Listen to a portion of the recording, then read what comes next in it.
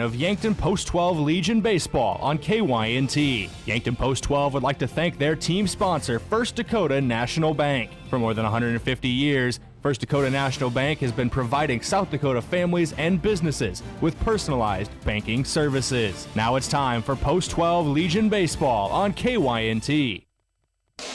Shades to the outside portion of the plate. The 2-2 fastball, outside edge, and he gets him a delayed strike call. That is a punch out to end the top of the first.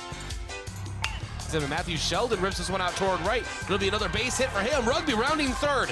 There will be a play at the plate. The slide. He's safe at home. The ball gets away from Bentz. And heading over to second is Sheldon. He's safe. Yankton takes an early 1-0 lead here in the top of inning number 1. Obliterates one out toward right center. And it is gone. The Yankton Bucks walk it off on a home run over the right center wall. The buck stops here at Riverside Field. You are listening to Yankton Baseball on KYNT, Yankton's home team.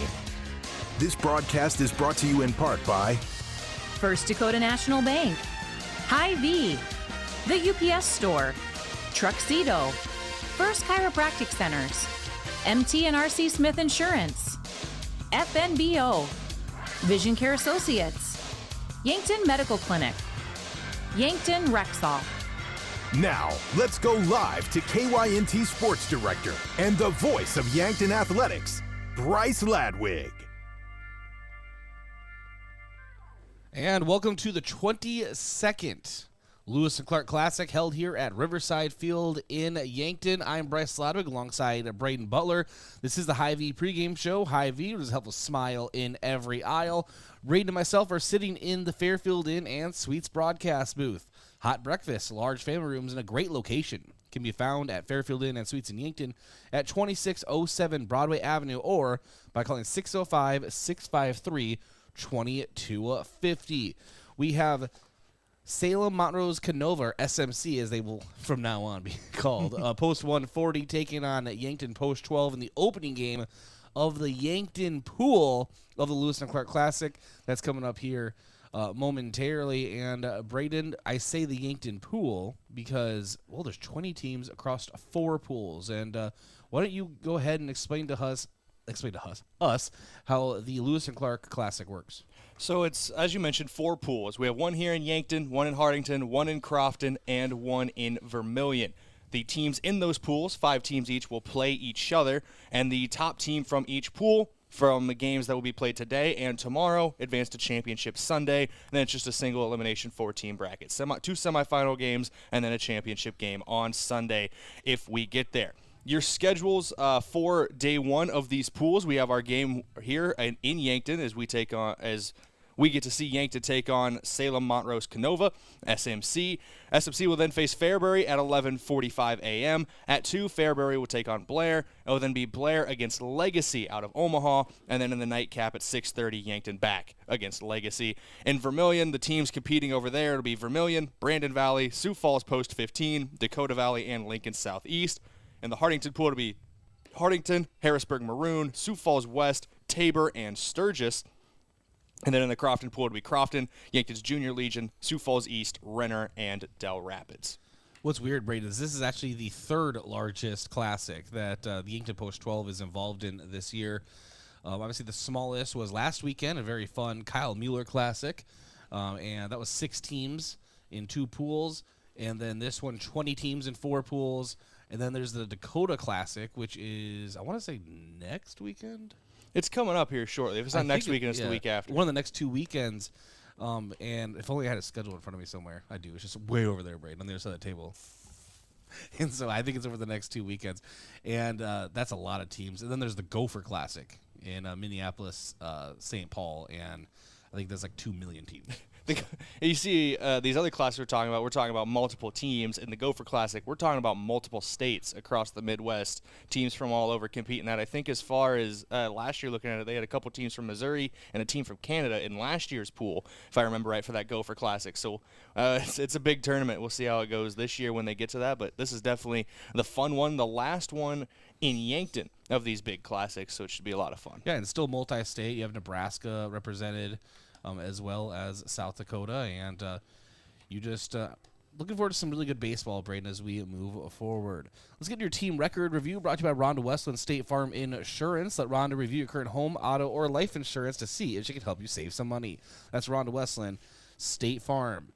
All right, so SMC Post 140 comes in with a 1-0 record. Very simple, and that's a win at home. So they just started their season. Yankton is 5-3 overall, 3-1 in Class A. This will not count toward Class A power points, but it will count toward their overall record, of course. Yankton, just while we're talking about it, in the Class A standings, won't go over all those right now because, as I said, it doesn't matter toward the standings, but they are 4th right now in the Class A standings in Legion Baseball. Their home record overall is 3-3, 1-1 in Class A play, and in interleague play is what I call it, or interclass, interstate, whatever you want to call it. All those games that aren't Class A games, they are 2-1. So that is the Yankton record, and that's your record review. Your starting pitcher breakdown brought to you by Vision Care Associates.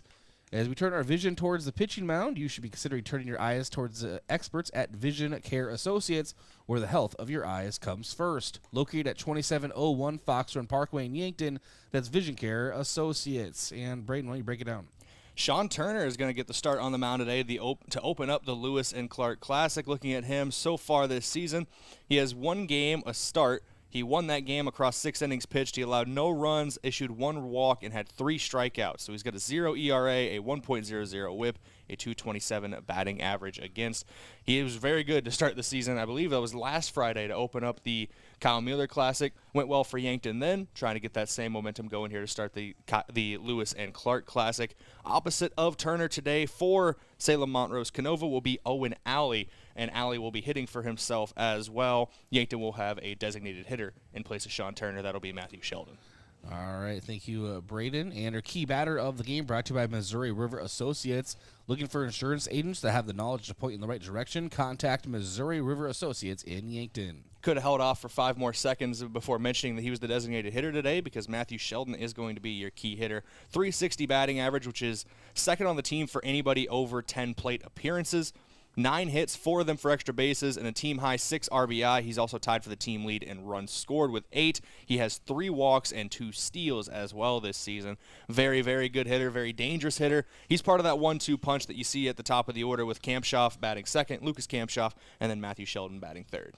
All right, and I want to take this moment to thank a few of our sportscaster partners making this broadcast possible. Yeah, we'll start with First Dakota National Bank. For more than 150 years, they've been providing South Dakota families and businesses just like yours with personalized banking services.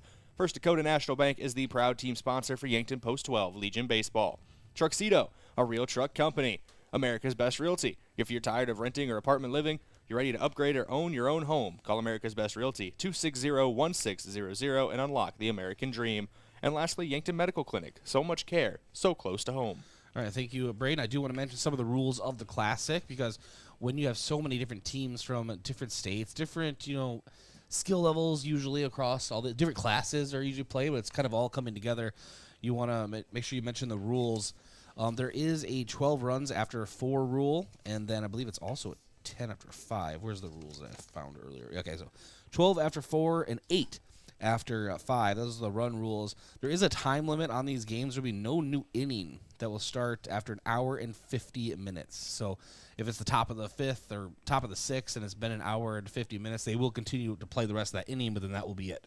They're trying to keep everything on schedule, which from a broadcast perspective, I really want to let everyone know I really appreciate this. Oh, very appreciative of that when, there's a big gap between our broadcasts today. Second game is 6 o'clock pregame, scheduled 6:30 first pitch, and we're up here at 9:30 in the morning for first pitch of game 1. You want things to be running on schedule throughout the day so you know exactly when you're supposed to get to the field and when everything's supposed to be ready. Because it's a very common thing to have a scheduled 7 o'clock game, for example, and then it be 8:15, and we're like, all right, finally, we're ready to go. Finally, let's get this going. All right. Hey, we'll go ahead and play the pregame coach interview for you today. This was actually taken following the matchup against Watertown on, oh my gosh, when was that? Tuesday? Yeah, Tuesday. After the Samuel Goki walk-off single. And, of course, Yankton lost that first game 8-1, won the next game 1-0, and split that Class A doubleheader. So Coach Drew Lawrence joined me. We talked all about that matchup, and then, of course, previewed a little bit about the Lewis and Clark Classic. So we'll use that as a pregame interview. It is brought to you by 1919 Root Beer, the creamiest full-body draft root beer available. It's on tap at Charlie's Pizza or in large cans at Yankton Hy-Vee. We'll go ahead and play the interview for you right now. Coach, I thought maybe the sun was going to go down and the moon would be out for the final of this game, but it went all 9 innings in spectacular fashion. Opening thoughts? Yeah, kind of what you said. I didn't know if this game was ever going to end the way that the pitchers were mowing everyone down on Watertown's end and on our end with Cottle. We hadn't had a lot of base runners today for that second game. So, it's good to come out. It's really cool to see that, we were able to keep putting up zeros and zeros and zeros on defense and then finally able to come through. And, thankful to be the home team in that situation. The odds are in your favor. And, Samuel Goki got a pitch that he wanted and he hit it really hard. My notes are going all over the place, so I'm just going to start from game one. We'll work our way back to that stuff with game two, of course. The hitting approach versus Ryan Lance is a really good pitcher for Watertown. A lot of velocity, and kind of what were the hitters seeing from him? He's good. He's really good, and I actually thought we had pretty decent at-bats against him. We scored some runs, and we're able to get base runners a lot on him. And, I know the wind was blowing out, but it was a weird day. We hit some balls hard that didn't fly. I don't know if that's because of the temperature, but there were a couple balls where I thought for sure were doubles, and then they ended up getting caught, so that didn't help. But our approaches were fairly good against him, and, the first game, Watertown just hit the ball. Samuel probably was due for not a perfect outing like we've had from him every single time. So, that's okay. And he worked through it as best he could, and we were able to get a couple guys in. But they just hit the ball, and, we were able to come back in game two. A nice relief from Frankie Infeld and Sean Turner going in there and just shutting the game out for the rest of the way. But you want that from your relief pitchers. Yeah, and those guys are starters, too. It's every pitcher, right? So, those guys were both of them pitched this last weekend, and they were, their arms felt good, and we knew if we just went an inning or two with both of them that they would be able to come again next weekend because we got a tournament coming up. So we wanted to make sure that we've kind of spread it out like that a lot. Like we did that with Cottle on Sunday. We threw him 30 pitches just because he hadn't gotten work a lot. And obviously now Mark's going to take a long break off, but most of the time we're trying to get, with Sean too, we're trying to get 30 pitches, 20 pitches, and then we'll get you back in 3 days type of deal. So our relief pitchers did a really good job. You already mentioned it kind of, but some well-hit balls for Yankton. A lot of them which turned into outs. For example, Matthew Sheldon on the warning track. Owen with Sean as well. Just really far out there. But some really nice contact was made by Yankton despite maybe not totaling up all the hits. Yeah, it kind of goes back to the at-bats, right? And guys were getting frustrated. They're hitting balls really hard, and balls weren't flying today. They just weren't. And, Watertown was in the same boat. They hit some balls really hard that, right when they were hit, just based off how the ball was flying today, we knew they were going to be out. So, it was difficult for both teams, I would say. Easton Nelson, another good fielding day, but also at the plate, get more contact, and just seems like a lot better at bats for him in this doubleheader. Yeah, he got robbed in that first game. He hit a line drive and caught. That's probably one of the hardest balls that was hit today. And defensively, he's so good out there that we need to keep putting him out there, and he just tracks down baseballs and does a really good job. And so it was great to see today because that was his at bats were really good today, and that was against a really good pitcher with velocity. I mean I don't know what the pitcher was at today, but at times he's usually around 87, 88. That Ryland guy, and so he did a really good job. Do you want anyone other than Mark Cottle on the mound for that situation? Went 9 innings, a complete 9-inning game from Mark Cottle. And he kept his pitch count relatively, low considering. So it was efficient, but still going 9 innings. 9 is 9, and he did a great job today. Yeah, he kept under the maximum that was allowed for him, throwing 9 innings. So obviously you're doing a good job when you can do that. And there were a couple of times, only a couple in those 9 innings where there were runners that maybe touched third. There wasn't a ton, so he was really efficient, did a good job. But, Mark, we've been using in relief a lot this year just because we want him to be able to pitch in multiple games if possible. And we weren't able today. Mark was going to be in relief, but Kel Gary, had a little injury, so he's got to be out for about a week. But otherwise, we got Kale and Mark and Samuel, and those guys are going to be the guys right now that are going to throw in these A games whenever possible. But, Sean and Frankie are doing such a good job. They're going to work their way in there too. We just have a lot of options right now, which is really cool. Fill in the lines for this final sequence. Lucas Kamshoff, singles. Matthew Sheldon, singles. Owen Sean forces them to walk him. And then, of course, Samuel Goki with the walk-off single is kind of finished painting that color for his coach, that final sequence from what you saw. Well, for a while there, I just wanted the first guy to get on. I just wanted the first guy to get on for like 4 innings in a row there. We weren't able to do it. And then Lucas gets on, and then Matthew comes up, and then I'm probably not going to have a scenario this year where I'm bunting Lucas or Matthew. So, but I thought about it. If we were going to sack bunch them over, and we didn't. We got a base hit.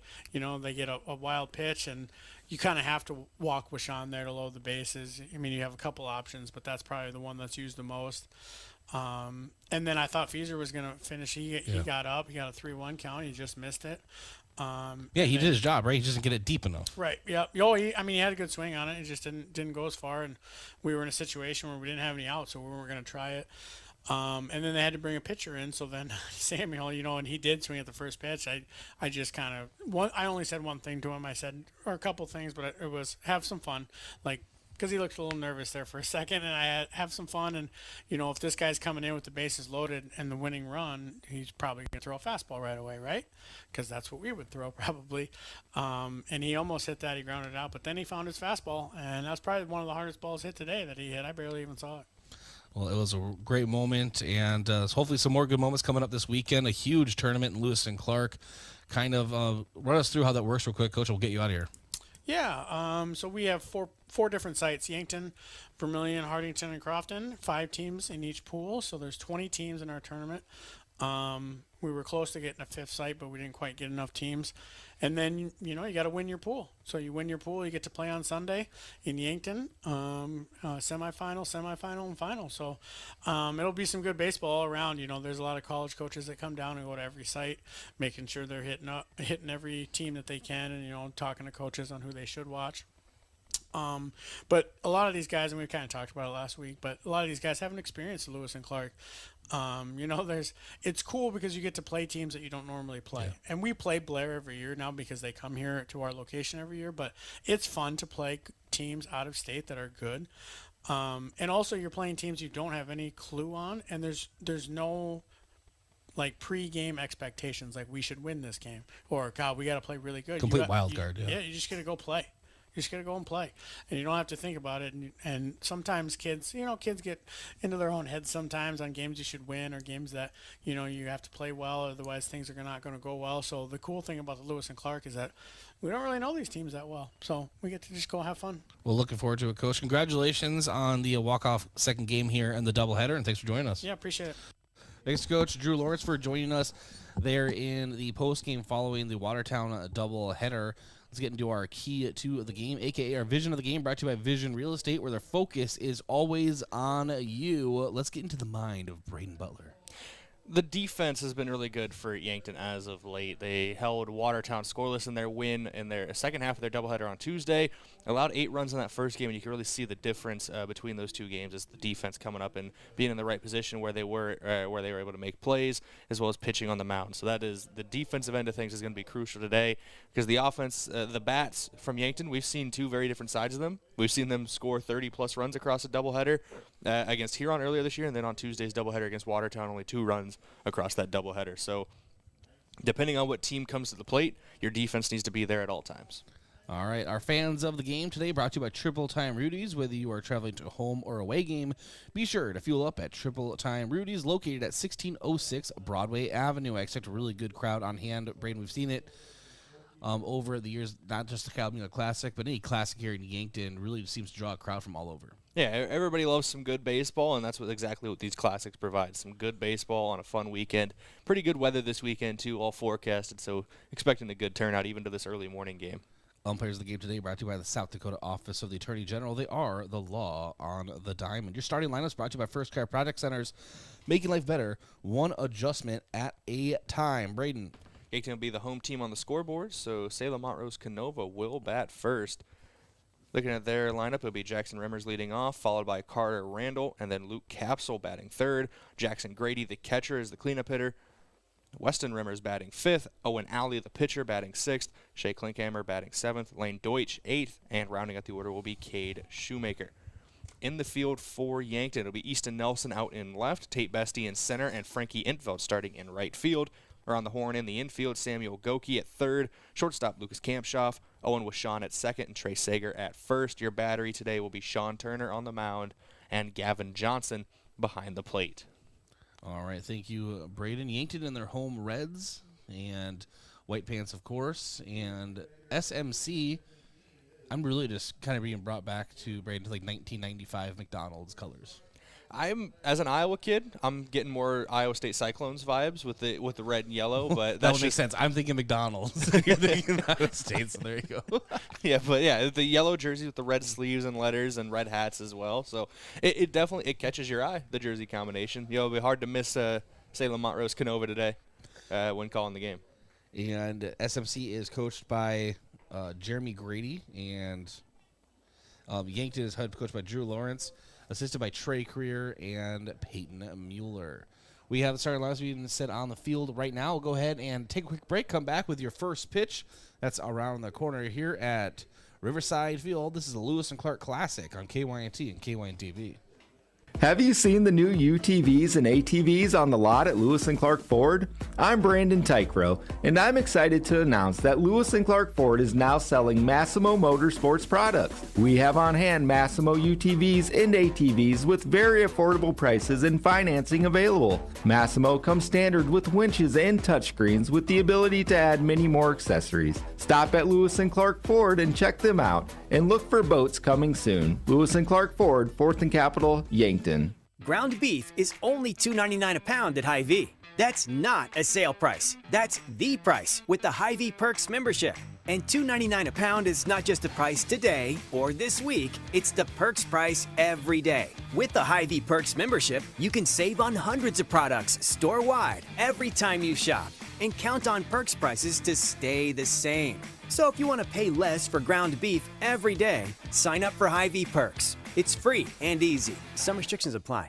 What's the best beverage to enjoy while rooting on your team? 1919 root beer, of course. 1919 is brewed in small batches with only the finest ingredients, real sugar and real vanilla. The unique recipe and these choice ingredients make 1919 the creamiest, full-bodied draft root beer available. Find it in 12 packs and single-serve cans at grocery, convenience stores, and restaurants. 1919 is alcohol-free and contains no caffeine, making it a beverage of choice at any time for anyone in the family.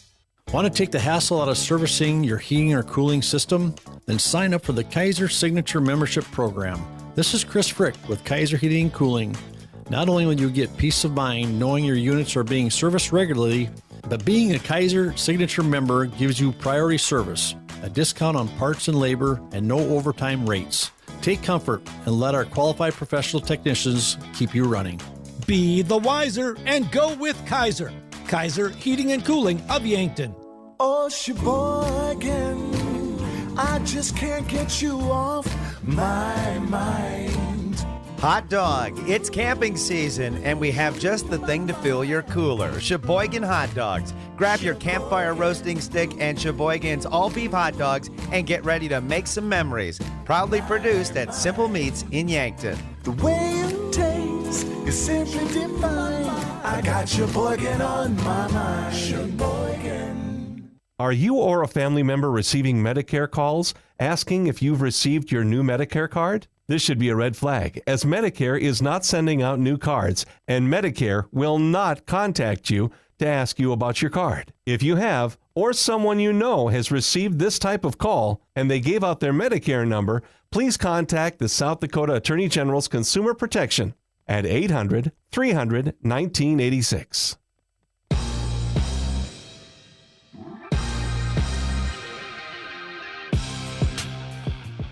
All right, and welcome back to Riverside Field. Bryce Ladwig alongside the one, the only Brayden Butler, and getting ready for the first game of the Lewis and Clark Classic. Brayden, whoever decided to take their plane out for a little flight today and time to fly over perfectly over Riverside Field during the national anthem, Good call. You had the greatest timing known to man. You might not have even known it.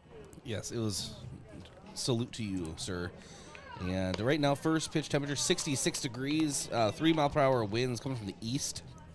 And our pregame start was 9 a.m. Brayden. No one else cares about that, but I'm putting it in my book. And it will be a 9:30 on the dot start time. And so there you go. First pitch brought to you by Lewis and Clark Ford. Lewis and Clark Ford is a proud sponsor of Yankton Athletics. Visit them at 4th and Capitol in Yankton or at lewisandclarkford.com. As you mentioned, Sean Turner on the mound. And let me go over his stats one more time, Brayden. Sean Turner in this season so far has 6 innings pitched, 1 start, 1-0 record. He's issued 1 walk, no runs, 3 strikeouts. He's a 0.00 ERA, a 1.00 whip, and a 227 batting average against. Got a very good start last week in the opening game of the Kyle Mueller Classic, trying to start the Lewis and Clark Classic the same way, hoping to get another victory with Turner on the mound.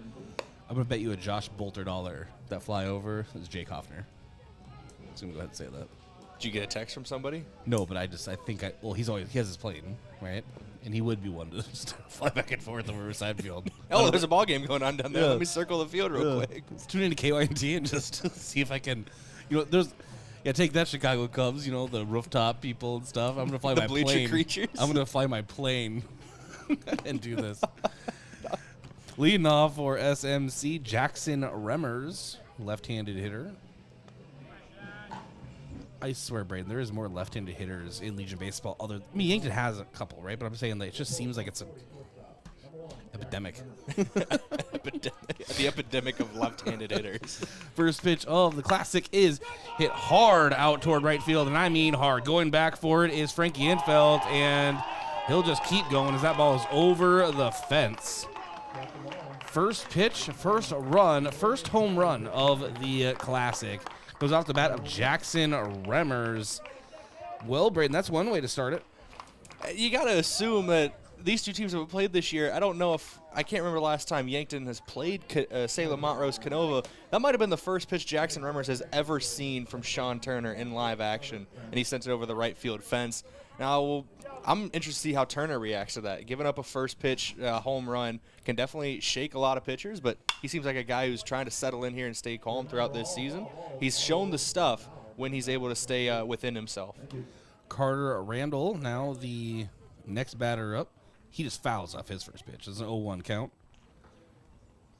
Randall, the second baseman for SMC, takes the ball high and inside. It's a 1-1.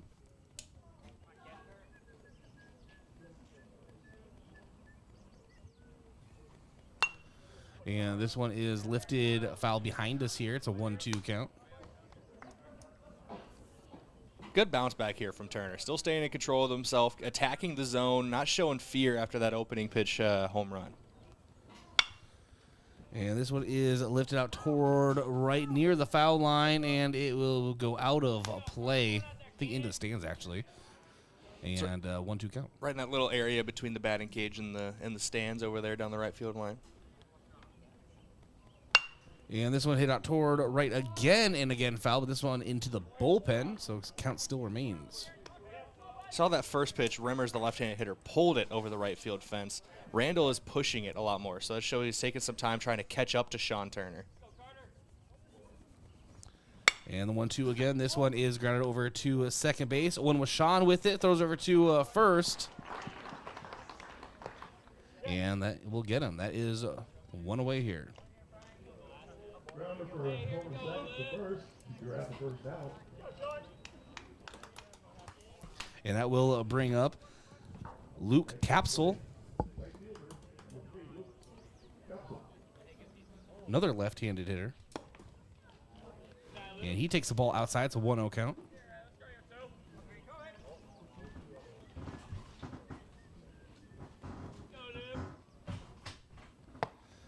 And ball misses on the outside. It's 2-0 count now.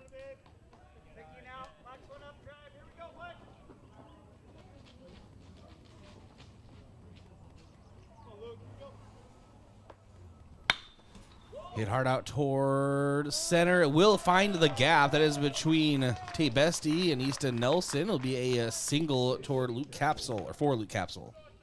Next up is the catcher. Number 7, Jackson Reed.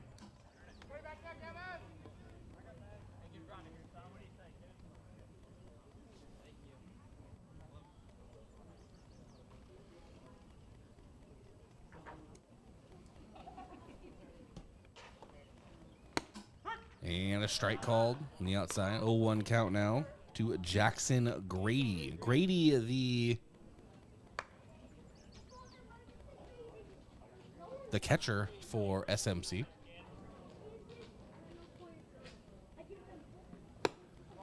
And a hard cut from Grady there. Swings through. It's 0-2 count now.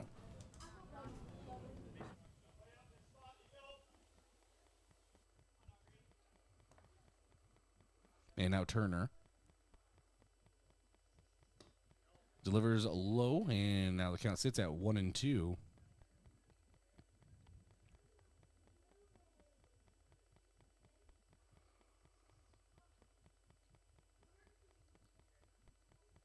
And this one off the handle of Grady goes over to Sager at first. He throws over to short. There will be no double play attempt, but they do get the lead runner.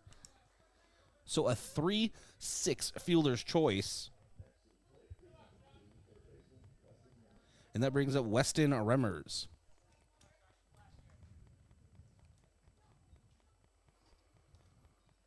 Another left-handed bat. It started as a joke. And a strike called.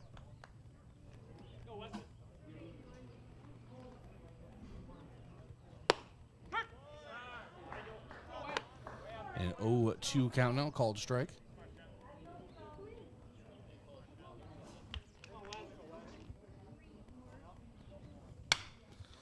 Hit hard out toward center. This one falls in front of Bestie. He gets behind his throw, and Kamshoff cuts it off, and the runner will be safe at third. That is Capsule sliding into third safely. Base hit for Weston Remmers. And that brings up Owen Alley. Alley, the pitcher for SMC.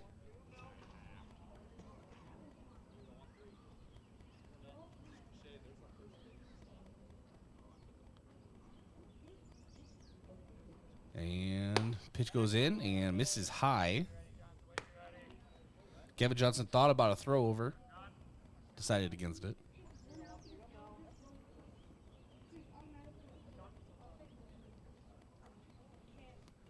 The 1-0 misses on the inside. It's a 2-0 count.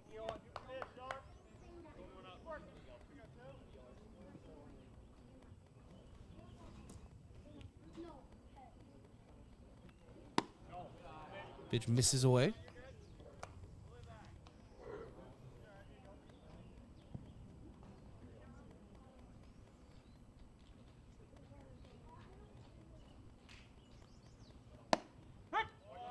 And strike on the outside. So a 3-1 count now.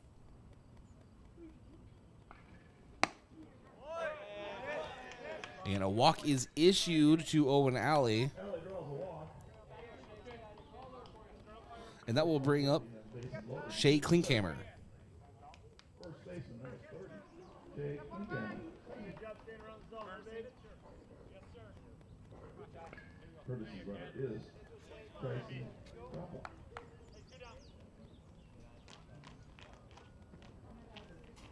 Klinkhammer, another left-handed hitter.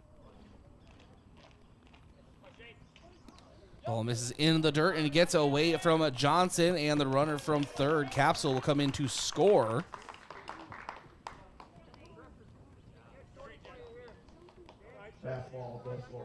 And so a run scored. And Klinkhammer still at the plate. It's a 2-0 lead for SMC 140 over Yankton.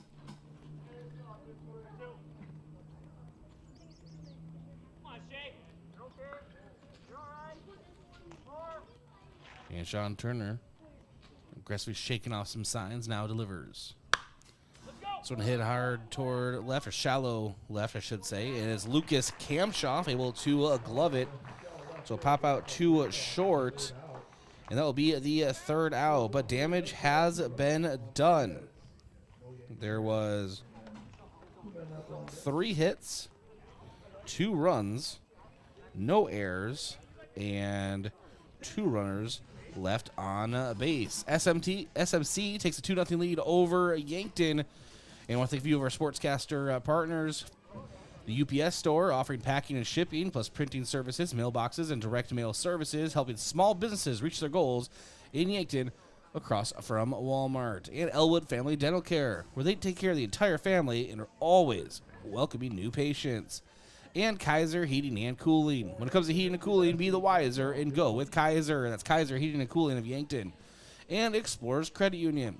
Wherever you want your financial journey to take you, Explorers Credit Union is here to help with the vision of financial empowerment for everyone. Discover the difference at explorerscu.com. Back in 1 minute, Yankton Post 12 Legion Baseball trailing SMC 2-0. We'll be back here on KYNT and KYNT TV. Is the open road calling your name? Explorers Credit Union is here to put you in the driver's seat of your next adventure with an exclusive auto loan offer. For a limited time, get 1% cash back and reduce your rate by 1% when you purchase or refinance your car with us. Imagine where you could go with extra cash in hand and lower monthly payments. Get pre-approved today and explore the road ahead with confidence. Learn more and apply at explorerscu.com today. All loans are subject to approval. See credit union for details. At Triple Time Rudy's, not only do you get top-notch fuel to keep you on the move, but it's a destination for delicious local treats. You'll find quality South Dakota products like Dimmick cheese and premium meats from the Kaler and Renner lockers. It's your community's pit stop for more than just fuel. Triple Time Rudy's supports schools and events and provides fuel discounts to Yankton's largest employers. For all your daily fill-ups and convenience needs, stop by Triple Time Rudy's at 17th and Broadway.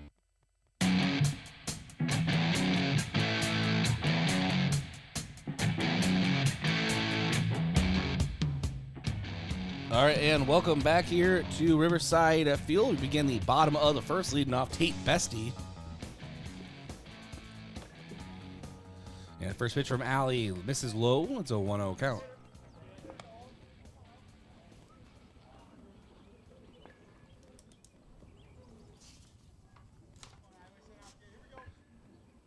Tate Bestie, his last game, 0 for 4, but he's had a really good season to this day. Very young season, but very good at that. It's a 1-1 count. Yeah, looking at his season numbers for Bestie, 3 RBI on 4 hits, 5 runs scored, 6 walks drawn, a couple steals as well. Actually tied for the team lead with 4 in that category.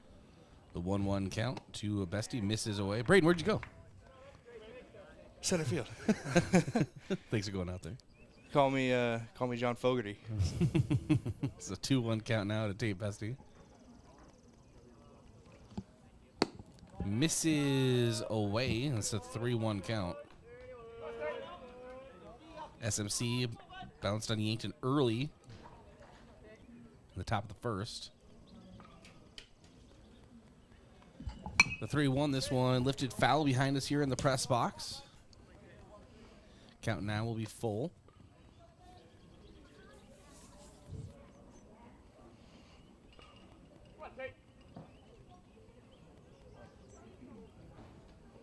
And the payoff pitch. Ball misses outside. Tate Bestie draws a walk. Team leading 7th walk drawn this season for Bestie. And I'll bring up Lucas Kamshoff. Looking at Kamshoff on the year, team high 375 batting average. That's for anyone with over 10 plate appearances. He's at 30 on the season. 500 OBP, a 1.167 OPS. 9 hits, 5 of them for extra bases, 8 runs scored, 4 RBI, 5 walks drawn. Very, very good player. Good at baseball. Take Lynn. 1-0 count to Kamshoff. And hits this one out towards center field. It will be caught out there by Shoemaker. Shoemaker had to show some vertical there. Yeah, Shoemaker almost overran that. Actually had to jump up as it was starting to go over his head. Had a hard charge and maybe underestimated just how hard that ball was hit by Kamshoff. Brings up Matthew Sheldon, another big bat in this Yankton lineup. Yeah, Sheldon, we talked about him in the pregame. 360 batting average, 9 hits, 4 of them for extra bases, a team high 6 RBI, tied for the team lead in runs scored with 8. He's got 3 walks drawn and a couple steals as well. So checking over at first is Allie. And pitch misses low, and it gets by the catcher Grady. And Matthew Sheldon, or excuse me, Tate Bestie rather, between first and second. He goes to second, and then at that point, Brayden. It was a shorter throw to third than second, so I get hustling back to second. But yeah, he was halfway to the bag at third Literally base. halfway, but very aggressive base running from Tate Bestie. The 1-0 to Matthew Sheldon. Sheldon crushes this one out toward right center. It's going back, and it will hit the fence. And Bestie will come around to score a stand-up double RBI for Matthew Sheldon. It's one way to answer after SMC was able to get two couple runs on the board in that first inning, including a first pitch home run. That was a nice hit. He crushed that one out toward the power alley. And that brings up Owen with Sean.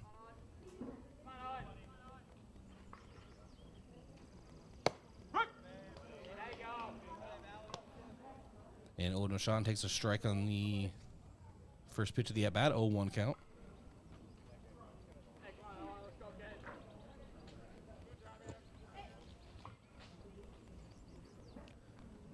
One misses away. It's a 1-1 count.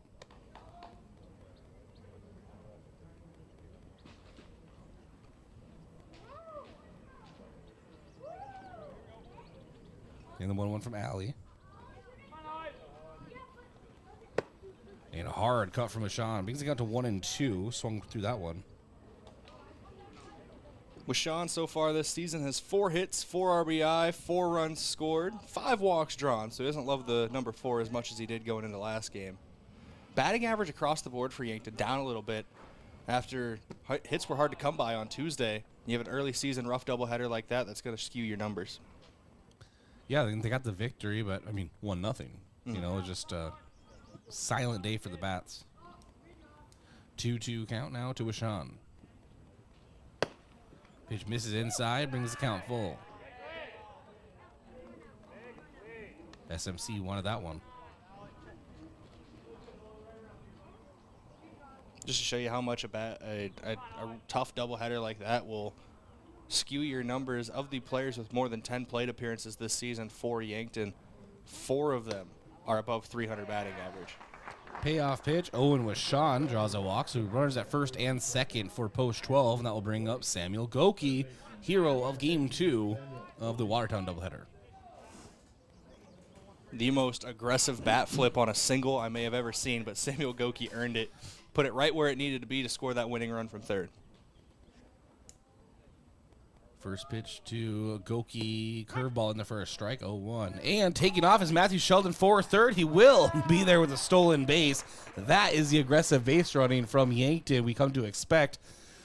Coach Drew Lawrence and company scouting the, I'm not going to say lazy, but the nonchalant, kind of the soft throws back from the catcher, business as usual kind of throws, and pounce on them. Yankton will take a bag at a moment's notice. And sometimes they only need half a moment. There you go. So runners at the corners now for Yankton. 0-1 count at the plate to Samuel Goki. And a strike called on the outside. So 0-2 count. And now Grady behind the plate. A little bit more jumpy.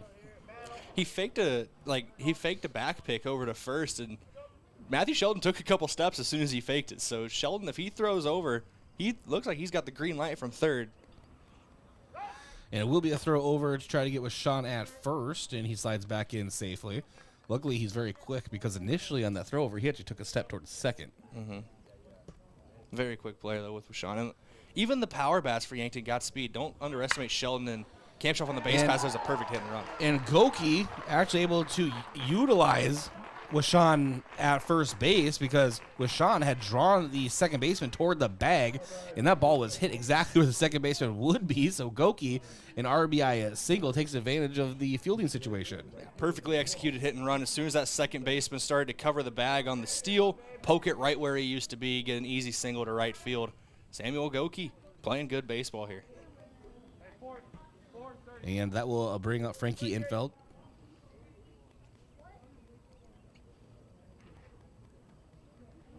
Infeld only 10 plate appearances this season. He's drawn 3 walks in those. Still looking for his first hit of the year. Goki takes off for a second, a stolen base. So now both runners Brayden in scoring position for Yankton. 1 away. We have a tie game at 2. Here in the bottom of the first, Frankie Infield at the plate with a 1-0 count. 1-0. This one is lifted toward right field into foul territory. This will be a very long strike two. One of the longer strike twos we've seen this year.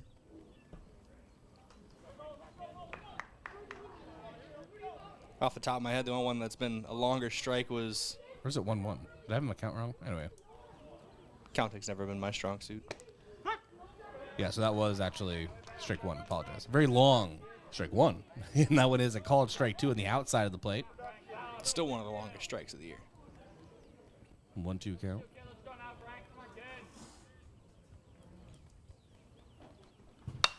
And Infield fouls this one off. Count remains. Not as long of a strike as we saw. Was it the Calumet Classic or was it Watertown? It was Watertown where it just missed the left field foul pole. Yeah, and then went on to go to a parking lot. And probably the river. Yeah, it gets on that downward slope. It probably rolls down to the boat dock. Yeah, 1-2 count to Infield. And off of his wrist. And ouch. And he will take first. He did... does not feel good, but Frankie Infield gets on base any means necessary. Base is loaded for Easton Nelson, who I would say had his best plate appearances against Watertown this past Tuesday. It was one of the situations where we actually have the umpires discussing some of the field here, maybe asking for an appeal. I don't know what they would. Oh, wow. Okay, so they're going to call a foul ball instead. Are they going to say it's after the knob of the bat? I must have been the call. All right, so we'll reset things here.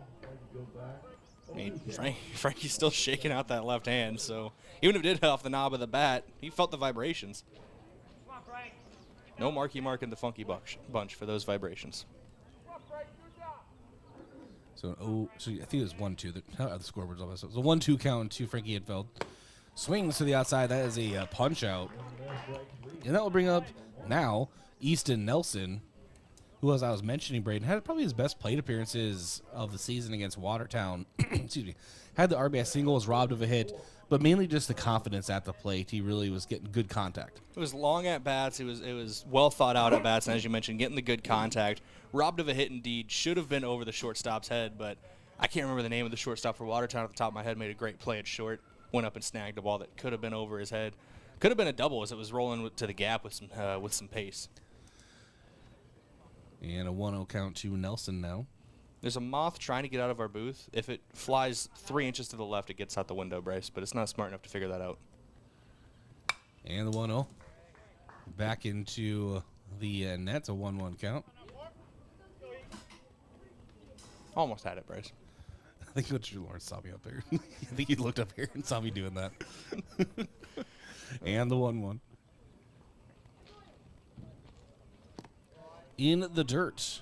And brings us to 2-1. A couple of pitches that have gotten away from the catcher, Jackson Grady, here, but he's been able to get enough of a block on him where they're not getting past him, so Yankton's got to stay put at every bag.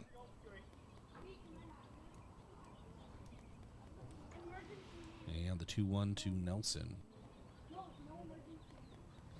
In the dirt, ball temporarily gets away from Grady. Not very far, though. Goes to retrieve it. It's a 3-1 count now. Can Nelson get on base?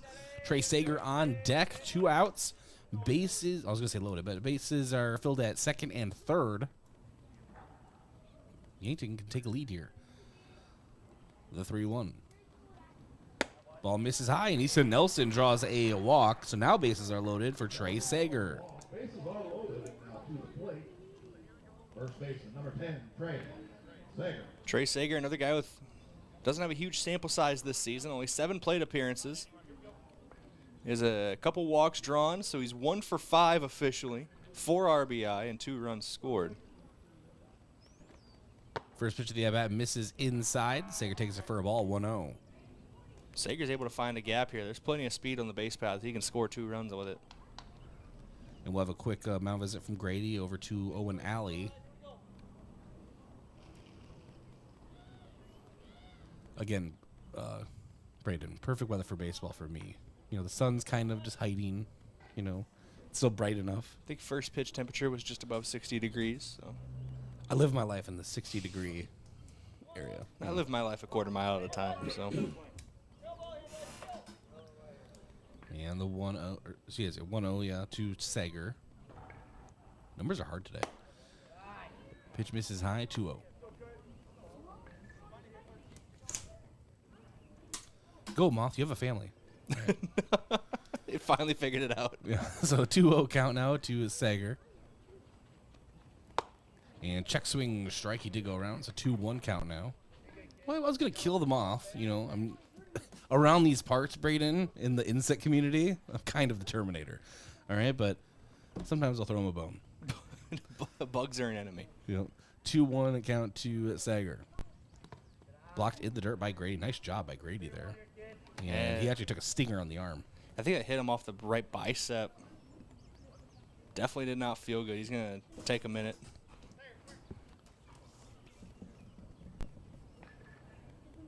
And while they're discussing things, we'll go over some sportscaster partners. Yeah, a big thank you to Aztec of Yankton. They were founded on innovation and a passion to help their customers. Right now, they're offering a healthy sign-on bonus with great wages and benefits. Build your career with the group that's built to connect from rock to road, and click careers at aztecindustries.com. Midwest Insurance Agency. See Travis and Whitney Devine at Midwest Insurance for your farm, home, and auto insurance needs. Call today to set up an appointment. Avera, moving health forward, and One Office Solution. The one source for all your office products, including copiers, furniture, and office supplies. One Office Solution located next to Pizza Ranch on Broadway in Yankton. Jackson Grady's still taking time. He's finally going to put the mask back on, but definitely took a shot off the arm that did not feel good. Yeah, you could tell right away his reaction. So Sager will step back into the plate here. The 3-1 count. Gets a pat on the back from the home plate umpire. Getting ready to get going here. It's a tough job being a catcher. And the 3-1. Called strike to Sager. Count now full. The make or break pitch right here. Does Yankton take a lead? Does SMC minimize the damage here in the bottom of the first? We're knotted up at 2. Sager's got pop in the bat, too. If I remember the Huron game right, he hit one to the wall. The payoff pitch. And Sager set down on strikes. And so 3 runners are left on. There was no errors. There was 2 hits and 2 runs. We're knotted up at 2 as we enter the top of inning number 2. And that's your scoreboard update, brought to you by Edward Jones Financial Advisor Colby Cookta. To win in sports, you have to adapt your strategy as the game changes. The same is true of investments. Contact Colby Cookta, your Edward Jones Financial Advisor. Edward Jones, member SIPC. Back in 1 minute, this is Yankton Post 12 Legion Baseball, KYNT, KYNTV. The mission of State Farm is to help people manage the risks of everyday life, recover from the unexpected, and realize their dreams. Hi, I'm Roy Wilcox with State Farm Insurance. We have been helping customers get to a better state for over 100 years. No matter where you are in life, we're here to help you make the right play calls for your insurance coverage. Give me a call or stop by anytime. Call Roy Wilcox State Farm Insurance today, 665-7140. Find more at roywilcox.com. The other day, a gal came into the UPS store to drop off a package. On her way out, she noticed the print sample wall and asked if we could print invitations. The answer was, yes, we can. Hi, this is Doug at the UPS store in Yankton and Vermilion. For over 7 years now, the UPS store has been helping hundreds of customers with their printing needs. From basic copies to business cards and invitations to posters, we can print them. Stop out and ask about our current print specials and see how we can help with your printing needs.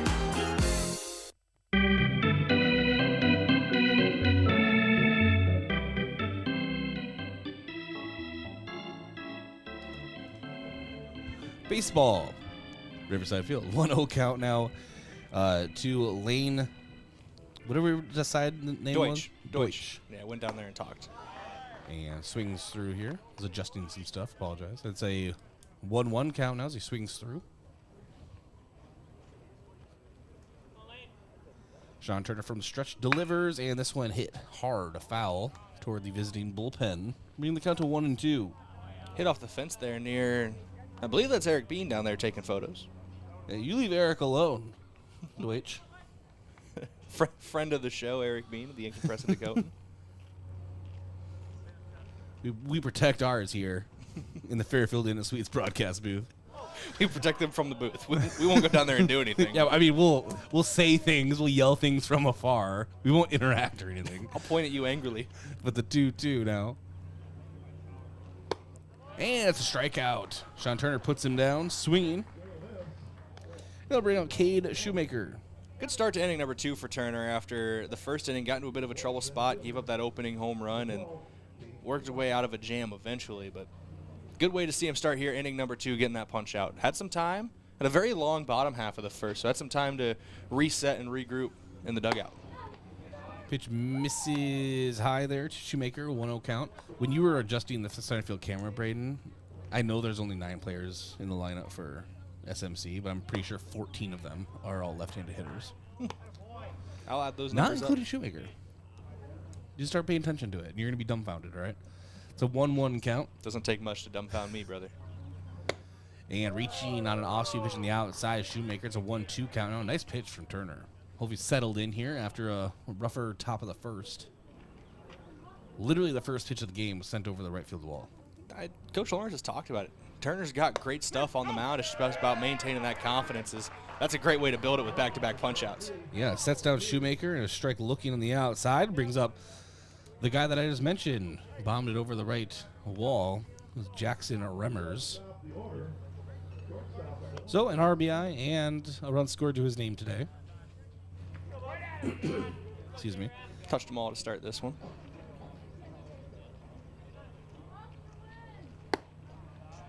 And ball misses on the outside. Remmers would do really well at Yankee Stadium, you know, if he can pull the ball. Although the right field wall is longer than Yankee Stadium. And, oh, my gosh, he lands this one out toward right field near the pole, and this one's off the fence out in right field, and he actually slips and slides, rounding first, going to second. He had a double all the way, but the turf gremlins able to trip him up, and he's stuck at first base, but he just powered that one toward the pole as well, Brayden. Turf Monster's rooting for post 12 today because that just Turf came Gremlin up. today. Turf Gremlin? Yeah. It's always the Turf Monster. No, today's the Gremlin. All right, just because you said it doesn't mean I have to. I don't want to back down from the mistake I made. The Turf said no. That's all I got to say. Great hit, though, from Remmers. He's really been seeing the ball well. It's Carter Randall at the plate. And a 1-0 count. Randall grounded out in the first inning. That was the last play of my scorebook before I went out to center field, so I do remember that one. And taking off is Remmers, and he will have a stolen base and be in scoring position for SMC. Is Jackson Remmers good at baseball? Small sample size says yes. 2-0 count now to Randall. Misses away the pitch. It's a 3-0 count now.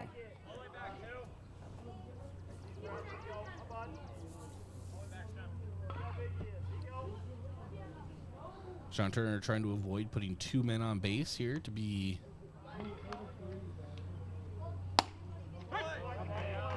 We have trouble here in the top of the second. And a strike call. It's a 3-1. Started this inning with back-to-back punch-outs, so Turner was able to settle in and get the first couple guys. The 3-1. This one off the handle into foul territory. Sager gave a little effort there. We're going after it. Was never going to get there in time. It's foul ball. And now we have full count.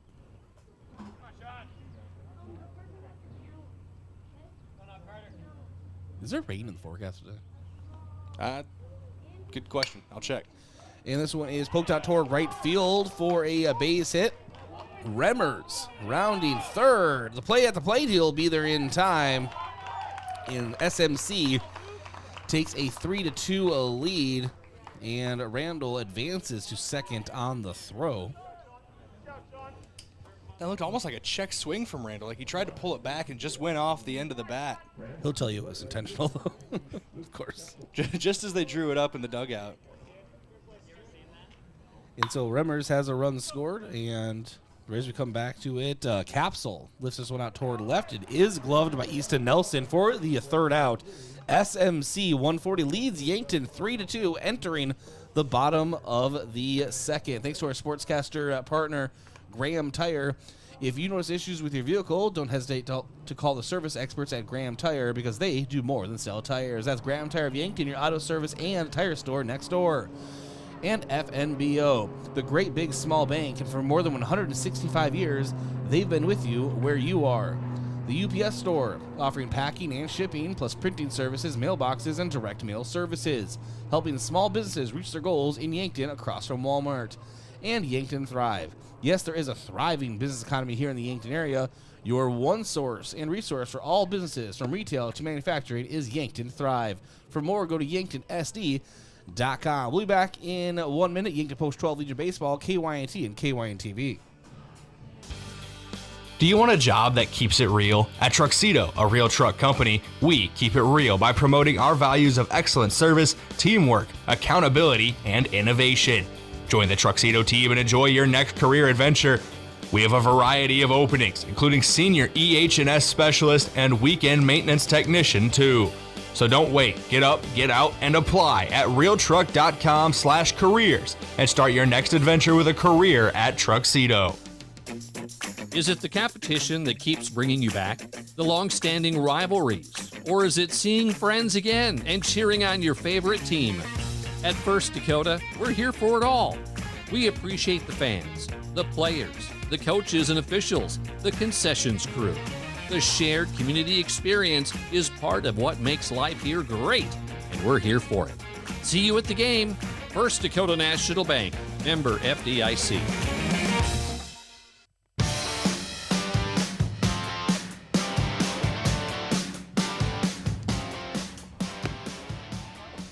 And welcome back to Riverside Field. Bryce Ladwig alongside Brayden Butler begin the bottom half of inning number 2. SMC, that's Salem-Montrose-Canova, leads Yankton 3-2 at the plate. Gavin Johnson, and he takes a strike. Therefore, first pitch of the at-bat.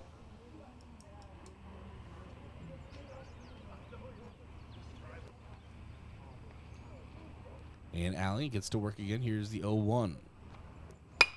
And Johnson hits this one hard out toward left. Going back for it is Deutsch, and he will just shy of the warning track. Grab this one. That's one away. Bottom half starts the same way the top half ended, a fly out to left field. That brings up Tate Bestie. Walked and then eventually came across to score. Tore up the base paths a little bit. And with Johnson there, that rounds out the first trip through the order for Yankton. So 8 of the 9 batters came to the plate at the top of the half of the first inning, or the bottom half of the first inning. And Bessie was showing a bunt and kind of dove out of the way. And what the heck was that, Brayden? What did I just watch? So he started to show bunt out, and the pitch was a little high and inside, so he ducked out of the way. When you square up to bunt, you leave your face a little more exposed. So those high and tight fastballs could be a little more scary. And the 1-0, it's a strike on the outside. It's a 1-1 count. It's one of those things like I know what happened, but yet just looked really weird. And now Alley, from the windup, delivers. Ball in the dirt, and it's a 2-1 count to Bestie. And Tate Bestie led off this game for Yankton with a walk in the bottom half of the first. That was one of 3 walks drawn in the first inning for Yankton, as Owen Washon and Easton Nelson also drew walks. The 2-1 called strike. Brings the count to 2-2 for Bestie.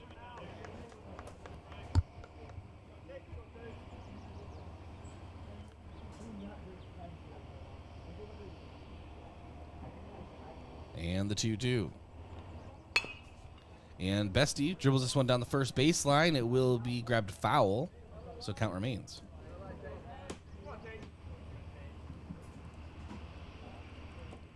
No, to answer your question earlier, go ahead, about if there's rain forecast today, there's a small system moving into the area. It's expected to get over Yankton at about 11 a.m. this morning, so it's about an hour from now. Does carry some light rain with it, but it doesn't look like anything too heavy, if anything at all. And a punch out as Tate Bessie is set down on strikes looking. And with that being said, let's go, boys. We have a camera out there. I don't want to have to send Brayden out there sprinting, okay? Again? Again. It hasn't. We have an umbrella. We have an umbrella out there, but It's it's the quote, Lord Farquaad quote from Shrek. Some of you may die, but that's the sacrifice I am willing to make. And Lucas Kamshoff up at bat now with 2 outs and pokes this one foul down the third baseline. Count now 0-1. He lined out to wait. Did he have a base hit, Les? No, Kamshoff lined out to the. Oh yeah, because he jumped it. Hitter, yeah, okay. Because I could have sworn he had really good contact. I was like, wait a second. And an 0-1 count now to Kamshoff. Kamshoff right up the middle. That will be a base hit to center field. Can't grab that one out of the air. It's on the ground. So a base hit for Kamshoff. Well spotted. And that brings up Matthew Sheldon. Matthew Sheldon hit one out to right field that was probably 2 feet short of having enough distance for a home run. Just went right off the wall. Seen a lot of good contact sent out to right field today. And there's barely any wind to speak of, so this has been all raw power. Kamshoff takes off for a second. We'll have a stolen base.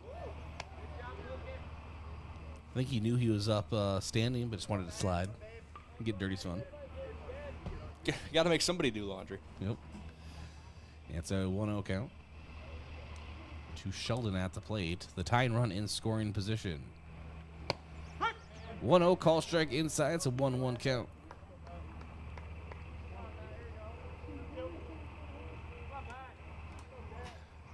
And Alley feinted throw over to second. Kamshoff gets back to the bag. 1-1 count at the plate. Matthew Sheldon.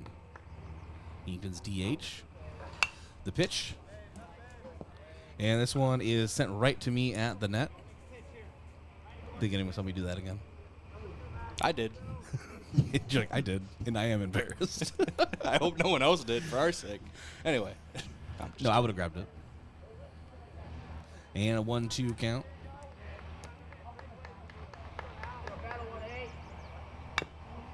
And this one shot foul.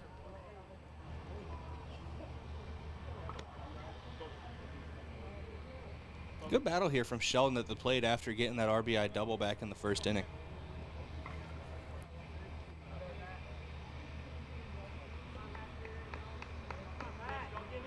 One ball, 2 strikes, 2 outs. Bottom of the second.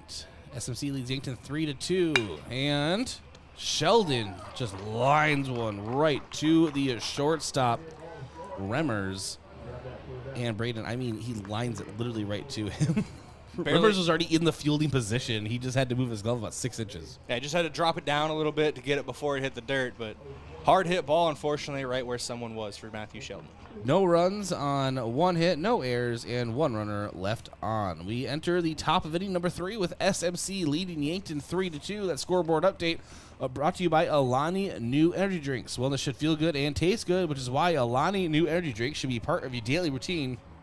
Increase physical performance and boost focus with just 10 calories, no sugar or gluten. Alani New Energy Drinks are a healthy way to fuel your fun. If you drink Alani New Energy, you could be like Brayden Butler, who is currently drinking an Alani New Energy drink right now in the broadcast booth. You could be cool like Brayden. So Hey, there cool. you go. You'd be way cooler than me if you start drinking Alani, that's for sure. I'm behind the 8 ball from the jump. But we'll be back in 1 minute. Yankton Post-12 Legion Baseball on KYNT, KYNT-TV. Yankton Medical Clinic welcomes Linda Reese to their pulmonology department, offering pulmonology services found in a larger community right here in Yankton. So there's no need to travel to see a pulmonology expert. With complete sleep studies read by YMC physician Dr. Michael Pietla, full breathing tests, and diagnostic and treatment options for allergies and asthma. Plus, with the pulmonology department, you will always be under the care of a physician. Make an appointment today with Linda Reese and be seen sooner than in a large city with the same and often better pulmonology care. So, you need a new vehicle. What's the best vehicle for you? Where do you get financing? What's your trade worth? Answer all these questions and more at BillionAuto.com. You can compare 16 new car brands and thousands of used vehicles, all in the palm of your hand at BillionAuto.com. Plus, estimate the trade value of your vehicle in 2 easy steps. It's car buying made easy. Apply for credit pre-approval at BillionAuto.com. All applications accepted, not all approved.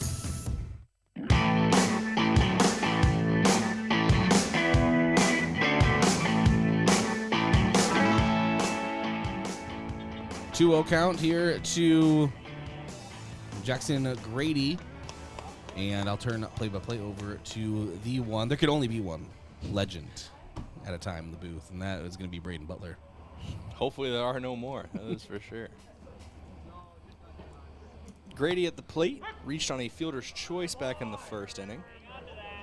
Takes strike one there, so it's a 3-1 count now to the Salem-Montrose-Canova catcher. Post 140. Foul tipped. That one hit everybody. It hit Grady's bat. I think it hit off the shoulder of Gavin Johnson. It also hit the umpire behind the plate. Little ping pong ball. SMC sounds like a motorcycle club.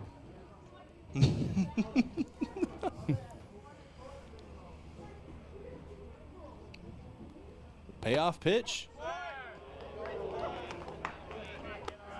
Little misleading there on the initial call. I thought he was calling strike 3, but he was telling him to take his base at first. That is a walk drawn by Jackson Grady as he gets on first to lead off inning number 3. Brings up Weston Rimmers. Singled back in the first inning.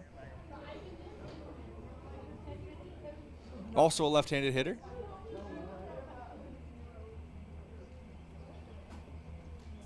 That one left outside, gets away from Johnson. Grady's going to scoot from first to second.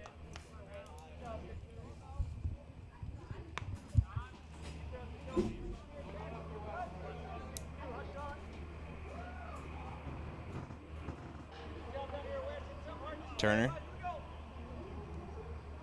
gets a call he likes from Gavin Johnson. Fires home on the 1-0. That one high and away for ball 2.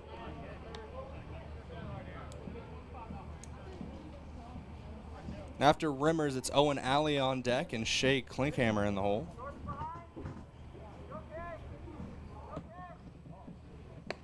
That one outside. No, clips the outer half. Strike 1, 2-1 count.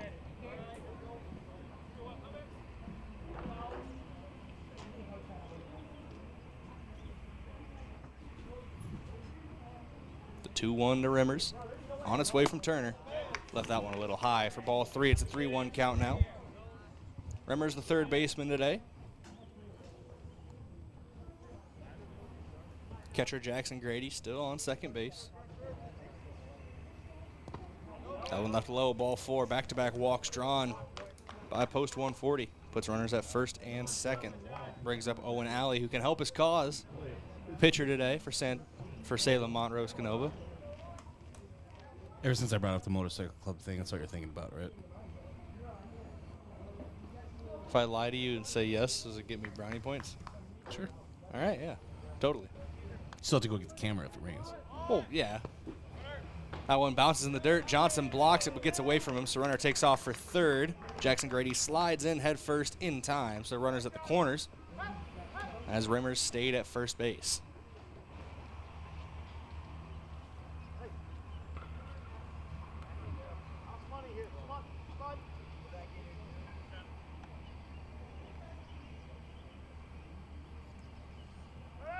Runner takes off. Johnson with the throw down. Tag down. In time. Got him at second. Great throw and a great tag from Kamshoff at second base. Got him just in time. Rimmers is caught stealing. Now it's only one runner on, but he still stands 90 feet away. Very close play there at the bag.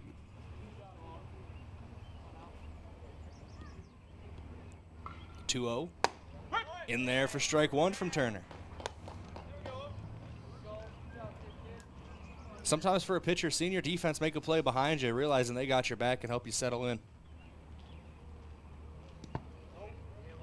That one gets away from Johnson off the chest protector, but it rolls down the third baseline, so runner does not make a move for home.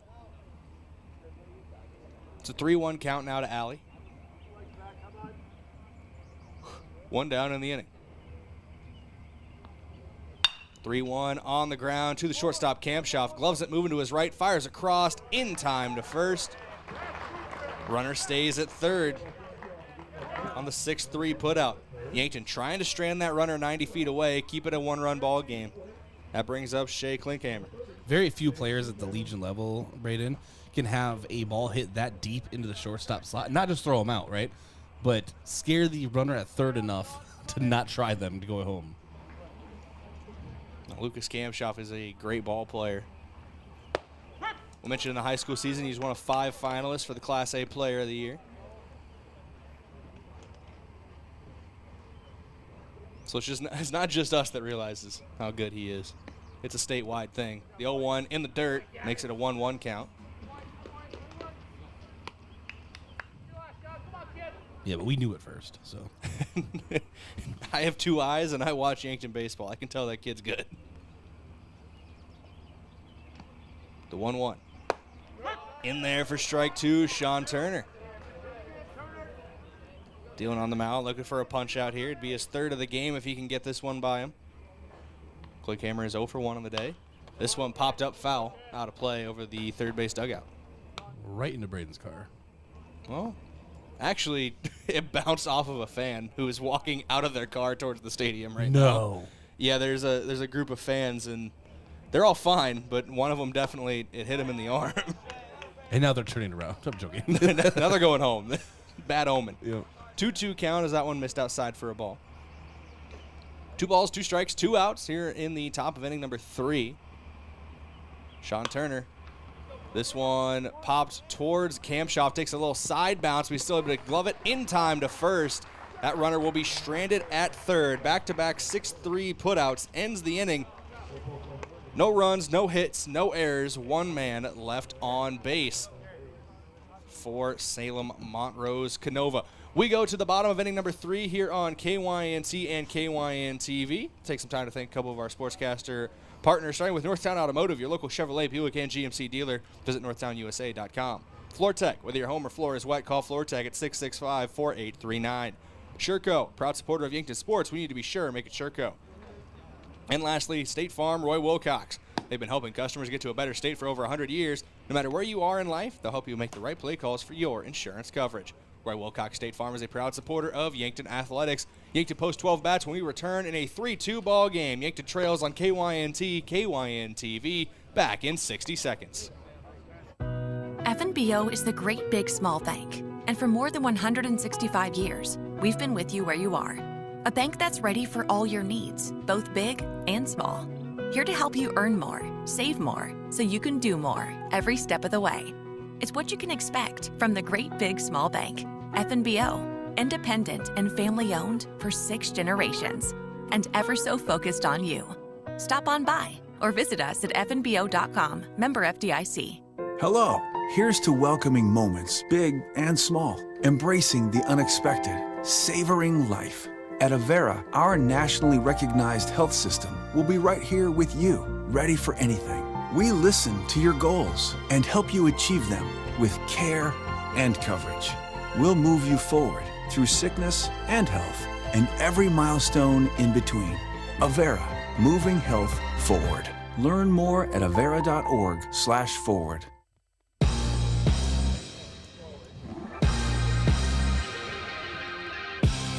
Welcome back on KYNT, KYN-TV. Bryce Ladwig, you could confirm this. I said, okay, Owen, please don't hit a home run here. We're not quite back from break yet. First pitch he saw, he sent to left field for a double. Yeah, he did listen to you. He didn't hit a home run. He listened to me, but it wasn't exactly what we wanted. It's a leadoff double, though, for Yankton as we come back from break. Happy he did so. Just, yeah. Have better timing. Great hit for Owen with Sean, but you couldn't have taken first pitch, get a feel for it? Yeah. Come on. A little eager much, are we? It's like when I try to read these guys' stats from time to time, and I can't even get halfway through them, and they're on base because they got a hit to the outfield. It's a 1-0 count now to Samuel Goki. An RBI single in his first at-bat. Stole a base as well.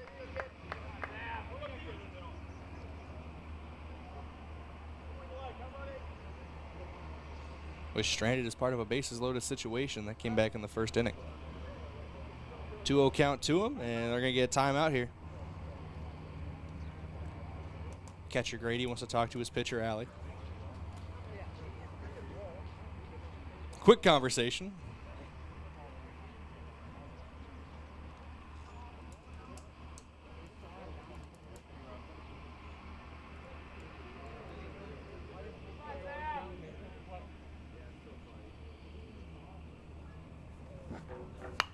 This one popped up back in the net again. I would have gotten that one, too. I don't know about that one. That one was going over the press box. I don't want to brag, Brayden, but I was a teener all-star. So Teener? Yeah. Sounds Under Legion. Oh, okay. I wasn't. 2-1. Sent out to right field on a line. Goki with a good shot, but it will be gloved, backpedaling to the warning track by the right fielder. Washawn's going to take off from second and go to third. Allowed out number 1 to right field by Samuel Goki. Good glove out there and right by Capsule. For out number 1 brings up Frankie Infeld. I was never an all-star anything, Bryce, but if you need a bag of sunflower seeds, I could provide. Everybody's got their role on the team. As long as you gave an all-star effort. Everybody's got their role on the team. If you needed some barbecue seeds, I had my role. Are you a barbecue seeds guy or a dill pickle seeds guy? Not a big fan of dill pickle. Barbecue is mainly the go-to. I also dabbled in the Biggs Taco Supreme. Listen, all right. You don't get to judge me on my seed choice. Nice to see Frankie Infeld is still out there. He got hit. Well, apparently the knob of the bat was hit, but well, the hand covers most of the knob of the bat, so it's iffy. But if it gets a piece of the bat, it still counts as a foul tip. It is a 2-0 count to him, and he swings through that one. Strike 3. Infeld sat down on strikes. That's 2 down in the inning with a runner on third. Easton Nelson to the plate. 0 for 0 on the day. Drew a walk in his first at-bat and was stranded at first. If Nelson's able to get on, Trey Sager's on deck, and Gavin Johnson is in the hole.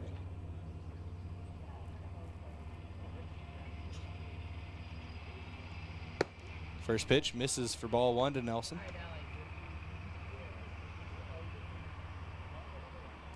So were you a dill pickle guy? I figured you wouldn't bring it up unless you were one of those guys. Yeah, traditional or dill pickle. It's 2-0 count now to Nelson. We're talking like my youth baseball. What if I was like Copenhagen? Copenhagen? Hey, man. A different time, I guess. 2-0, swung on, pushed down the right field line and out of play. That had to hit a car. All jokes aside, where that landed is exactly where that driveway up is, the back end of Riverside. Either hit a car or a scooter that I saw over there. Little moped. Yeah. 2-1. Hard shot down the right field line again, but kicking foul. Ends up in the bullpen. Okay, so check this out. Easton, I mentioned in the pregame, or when he's coming to bat, one of the two, Easton Nelson, the last handful of games, has really come around at the plate. He's getting some solid contact. He has some foul balls and stuff here and there, right? And some outs, but he's seen the ball a lot better, and that is just very obvious. Throw over to third, trying to get Washawn off the bag. Not there in time. It remains a 2-2 count, but you're absolutely right. Easton Nelson has done a very good job at seeing the ball as of late. It's just some of his better contact, some of his best contact, unfortunately, has been right at people. 2-2. Here's some good contact on the third base line. Diving effort not there. That's an RBI single at least for Nelson. He'll take the turn at first and scurry back to the bag. Easton Nelson 1 for 1 on the day with that RBI single. Scores Owen Washawn from third. There, I willed it to happen. Brings up Trey Sager. Sager looking for a good piece himself. I think you can say this about most of the post-12 team. A lot of speed on the base pass with Easton Nelson, so if you find the gap, he could make the trip all the way around 270 feet. First pitch, strike 1 to Sager.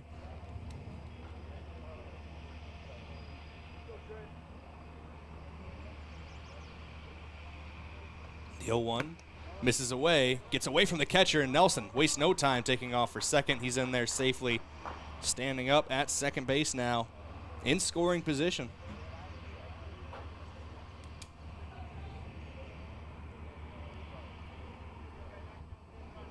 And 1-1 now to Sager. It's a 3-3 ball game after that run came across earlier this inning. That one just missed the zone, not by much, 2-1.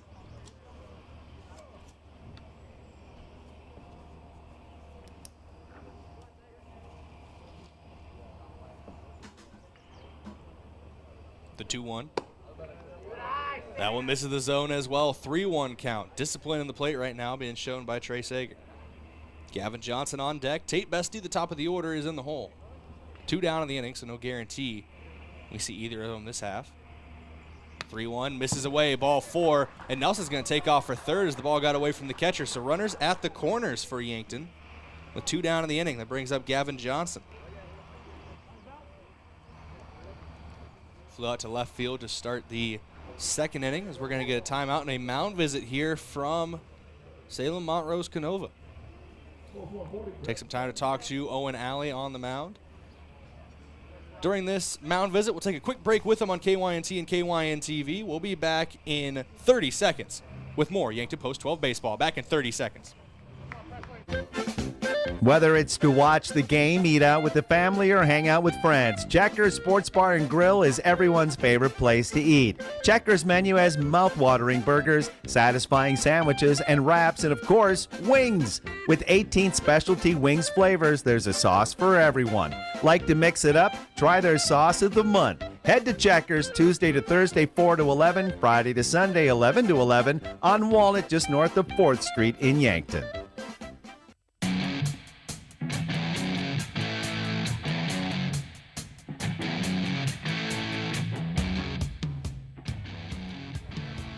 Back and ready to go here at Riverside Field. First pitch to Gavin Johnson is high and tight for ball 1. 1-0 count now to the post 12 catcher. Tate Bestie on deck, represents the top of the order.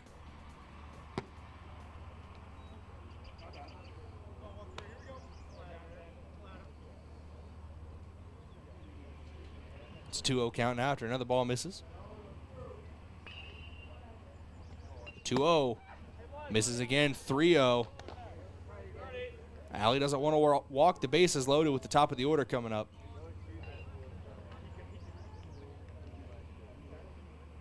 The 3-0. We'll see if Johnson's taken all the way. He is, and he will take ball 4. A 4-pitch walk to Gavin Johnson. Loads the bases. Back-to-back walks drawn by Yankton as well. Nelson on third, Sager on second, Gavin Johnson on first. Check that. Johnson's getting a courtesy runner, and it's Austin Goebel.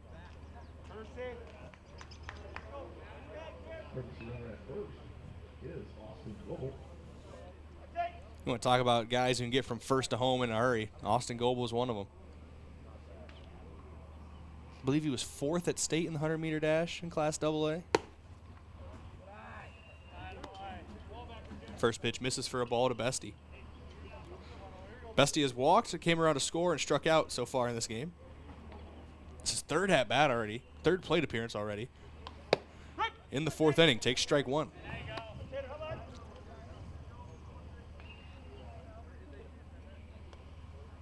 It's a 1-1 count to Bestie.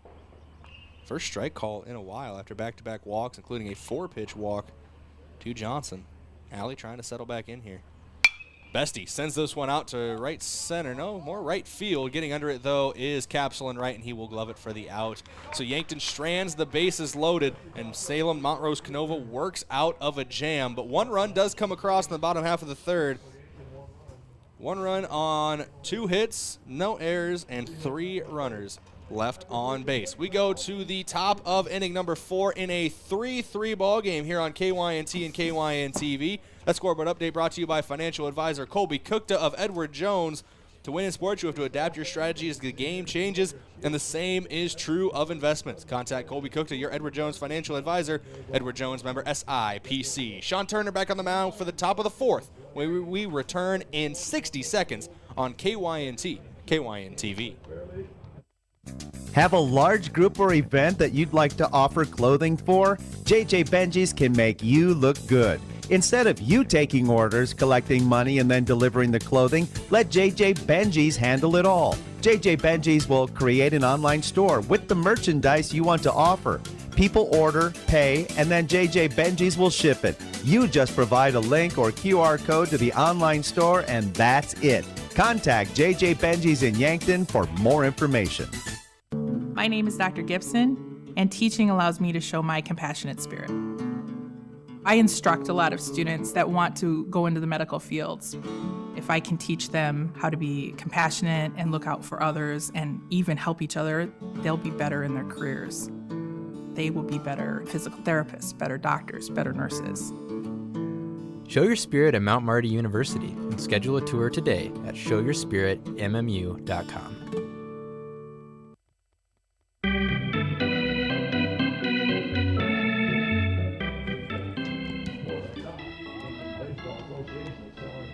Call for balls in here on KYNT. KYN TV. We go to the top of the fourth. Sean Turner going into his fourth inning of work on the mound. Identical scoreboards right now. Post 140 has 3 runs on 5 hits. Yankton has 3 runs on 5 hits. No errors for either team. Leading off this half inning is Lane Deutsch. Struck out in his first at-bat. That came in the leadoff of the second inning. Cade Shoemaker on deck. And then the top of the order, the dangerous Jackson Rimmers is in the hole. Home run and a single. A couple runs scored for Rimmers so far. We will see him this half inning. This one sent hot shot right back up the middle. Bestie getting underneath of it, and he gloves it in center field. Loud out number 1 for Deutsch brings up Shoemaker. Those plays in the outfield, sometimes you can go back and forth on if it's a L8 or an F8. It's a line out or a fly out. That was a liner out to Bestie in center field. Good catch for him. Turner, first pitch of the at-bat to Shoemaker, misses inside for ball 1.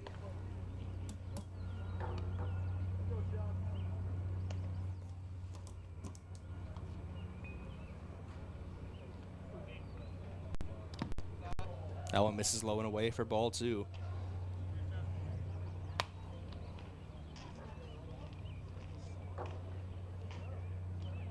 Five of the last 7 batters Turner's faced, he's got them out, including 4 of the last 6 batters he's gotten out. This one, though, a single to right field. Splits the gap between the first and second baseman for Shoemaker. That brings up Jackson Rimmers, who home run on the first pitch he saw of the game, and then a single in the second inning. Stolen base, 2 runs scored for him. He has been the guy today. First pitch to him, he takes it outside, ball 1. You know, Brayden, he's been okay. He's been okay. Dare I say he's been above average. First, or the 1-0, throw down, runner stealing second, perfectly placed, great tag. They caught another one stealing. That's 2 from Gavin Johnson today to Lucas Kamshoff. What a throw from Gavin Johnson. He's got 2 of them now. Johnson's been doing great behind the plate. Kamshoff been good getting the tag down when the ball gets to him. Now a 2-0 count with the bases empty. 2 down in the inning. High and away to Rimmers, ball 3. If you had to give a pie chart of praise, whatever, for both of those, I would say the first one a little bit more toward Lucas Kamshoff, getting that good takedown, a body angle, all that stuff. But that one, about 98% Gavin Johnson. Put it right where it needed to be, as there's the first strike of the at-bat as well, and a 3-0 count makes it 3-1. Rimmers was taken all the way. That one misses high and away, ball 4. You see Turner being a little more tentative to Rimmers. With the day the kid's had so far, I would have just intentionally walked him if I'm on the mound. So just walk over there. It's safer for you to be standing at first base than in the batter's box sometimes when you have a bat that's hot. That's that hot here early on. First pitch misses for ball 1 to Randall. Carter Randall has a ground out and an RBI single so far in this one. Rimmers on first, taking his lead. Oh, this is low and away from Johnson, gets away from the catcher. Rimmers will take second base, and now that's a runner in scoring position and a 2-0 count. 2 down in the inning.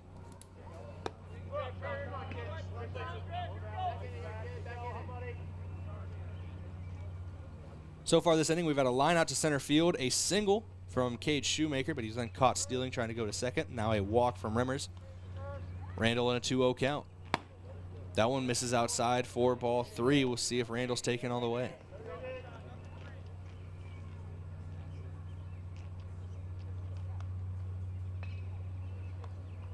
Turner comes set for the 3-0. In there for strike 1. It's a 3-1 count. Bryce, you know how sometimes you just get random things in your head, you can't get them out? Yeah. For Carter Randall, I keep wanting to say Camp Randall, which is the football stadium for the Wisconsin Badgers. I don't know why. But Carter Randall takes ball 4 outside. Back-to-back walks drawn from post 140. Puts runners at first and second for Luke Capsule. Capsule has a single, a fly out to left field so far in this one. Jackson Grady on deck. Weston Rimmers in the hole.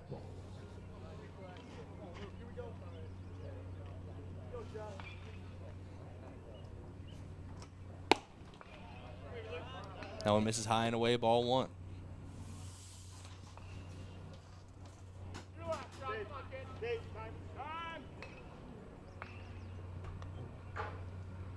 Gonna get a timeout here.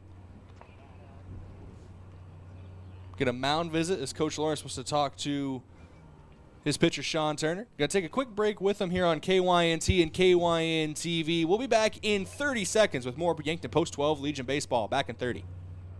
The warmer months can be wonderful times that allow for plenty of fun outdoors. However, while you may be enjoying the outside time, pests and insects may be trying to find their way inside. Eliminating a pest infestation and ensuring they don't return can be tough to do on your own. But with Olson's Pest Technicians by your side, you can rest assured you're fully protected. Locally owned and operated since 1966, Olson's Pest Technicians provides reliable pest control services to residential and commercial properties. Visit 800KILBugs.com. As we come back from break here, the first pitch is popped up in the infield and gloved by Sean Turner for out number 3. So a P1 in the scorebook ends the top half of inning number 4.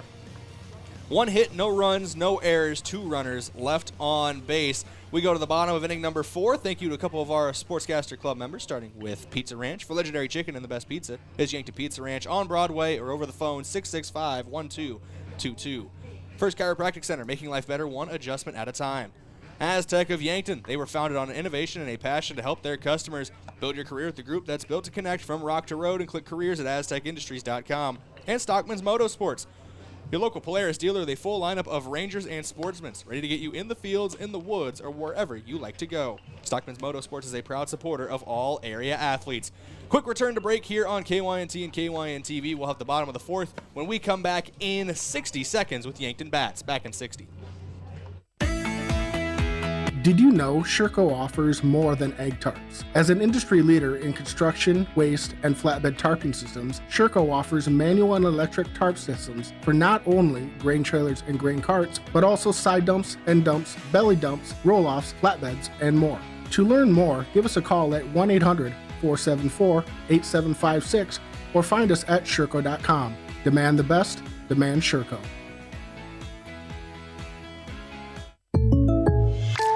So I switched my insurance to State Farm, and get this. I talked to an actual State Farm agent who lives in my actual town. And get this.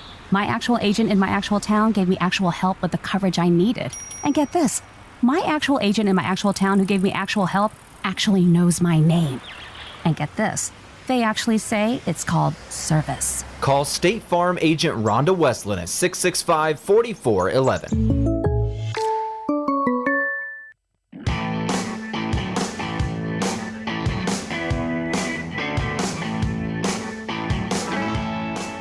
Welcome back in here, KYNT, KYN TV. It's a 1-0 count to Lucas Kamshoff to lead off the bottom half of the 4th. This one, hard grounder, gets past the shortstop, so that will be a leadoff single for Kamshoff. And that brings up Matthew Sheldon to the plate. Sheldon so far in this one has an RBI double, a run scored, and a stolen base. He lined out to the shortstop in his last at-bat. After Sheldon, it'll be Owen Washon. That's your 3-batter minimum. Currently in the hole is Samuel Goki. First pitch to Sheldon in there for strike 1.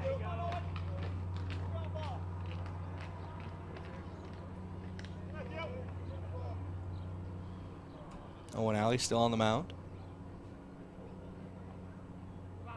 First pitch from him. Second pitch from him. 0-1 makes it 1-1. Misses low. Maybe a little inside as well. See some boats out on the river today. Summertime is here in the Yankton area. The 1-1. Hard shot left center field from Matthew Sheldon. That's going back off the wall on the warning track. Sheldon's going to come into second base. Kamshoff makes the turn at third. Play at the plate. Not there in time. Lucas Kamshoff slides in safely. Another RBI double from Matthew Sheldon. His second RBI of the day.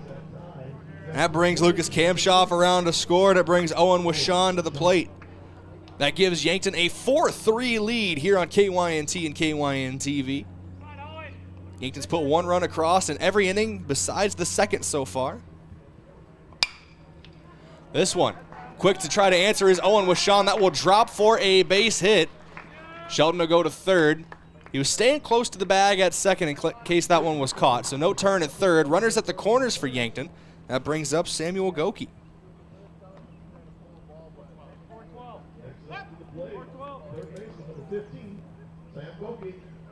Runners at the corners for Goki.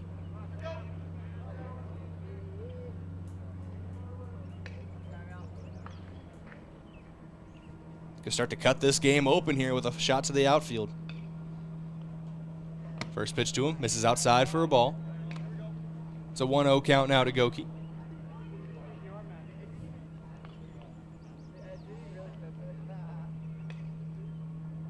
Alley comes set on the mound. Now fires home the 1-0. Just misses for ball 2. Goki showing a good eye at the plate, waiting for his pitch. Had an RBI single back in the first. 2-0. That one clips the zone for strike one. You got to assume another single would get him another RBI.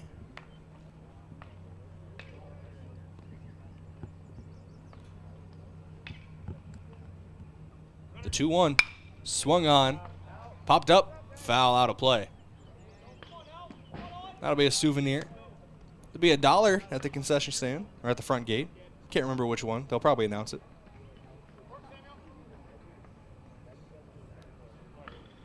Two count now to Goki. Alley with the 2-2. Goki.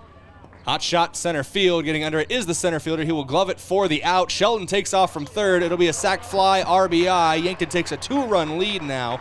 5-3 here in the bottom of inning number 4.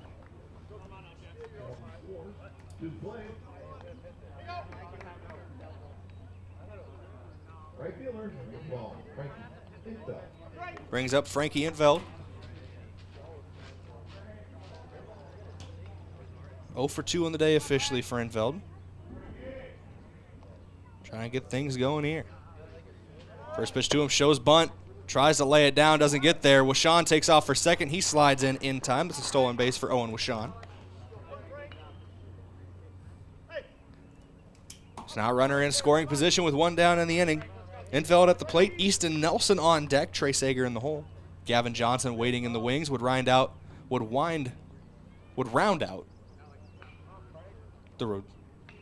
lineup. Ugh. Words are hard. Big swing there. Can't get a piece of it, though, from Infield. Strike 2.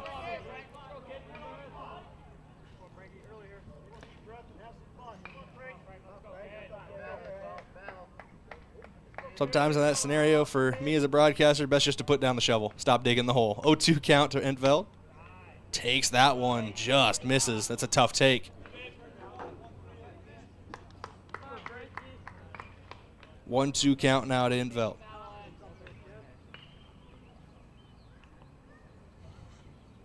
The 1-2. Swung on, strike 3. Infield sat down swinging.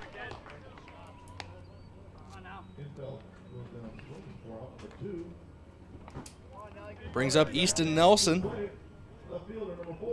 Walked. RBI single. Has a stolen base as well.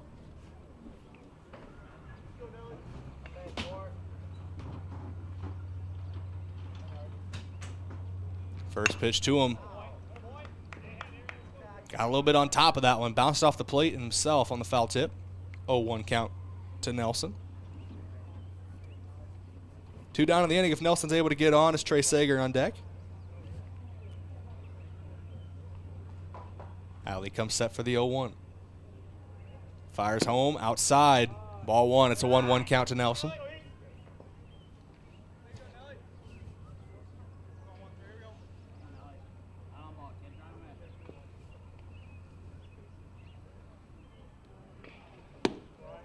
That one misses as well. Ball 2.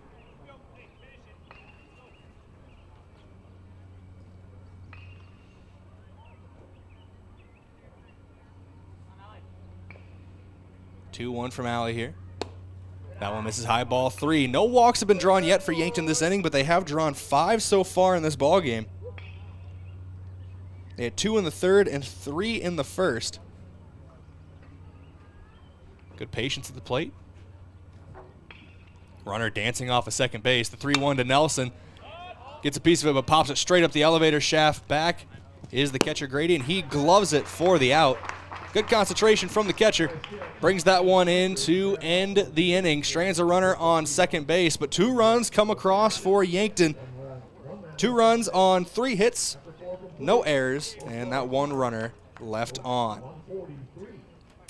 We head to the top of inning number 5 in a 5-3 ball game. Yankton leads. That scoreboard update brought to you by Alani New Energy Drinks. One that should feel good and taste good. Alani New Energy Drinks should be part of your daily routine. They are a healthy way to fuel your fun. New pitcher on the mound for Yankton. We'll get you more about him when we return on KYNT and KYN TV. We'll be back in 60 seconds. Sports injuries can be the result of competitive activities, but can also happen by just participating in leisure activities too. If you're experiencing pain as the result of your chosen activity, consider chiropractic care. I'm Dr. Mackenzie Erlinson with First Chiropractic Centers. We have experienced chiropractors that work with sports injuries every day. Our treatment options are aimed to minimize pain, reduce recovery time, and reduce risk of future injuries. Visit First Chiropractic Centers, making life better, one adjustment at a time. Do you feel sometimes trapped at work, surrounded by 4 walls, working the same task daily? Well, here's an opportunity.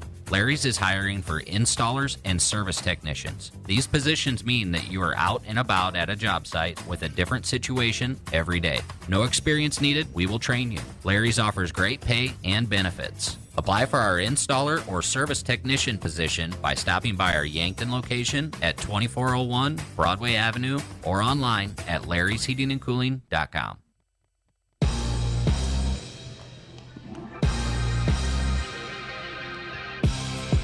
It's Easton Feeser on the mound in relief here for Yankton. 5-3 they lead. Sean Turner's final stats: 4 innings pitched, 6 hits, 3 runs, all earned. Had 2 strikeouts and issued 5 walks, 79 total pitches for Turner.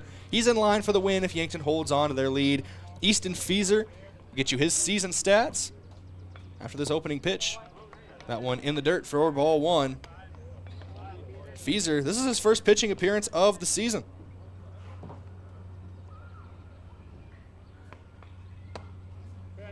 Misses that one inside for ball 2.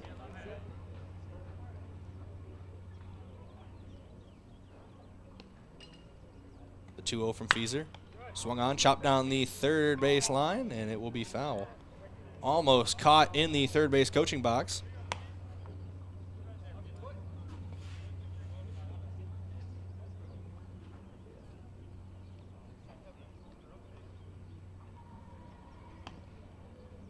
Taking this time to get back into the box here is Jackson Grady leading off. 1 for 1 on the day with a walk drawn and 0 for 1 on the day. He reached on a fielder's choice in the first inning, came around to score, and then walked back in the third. Got stranded on the bases. The 2-1 from Feeser. In the zone, strike 2. It's a 2-2 count now to Grady.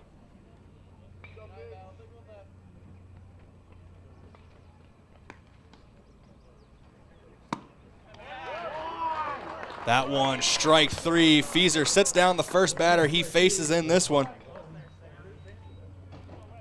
That brings up Weston Remmers. 1 for 1 on the day with a single and a walk drawn. He was caught stealing in the third inning. Got stranded on third base back in the first. First pitch to him. In there for a strike.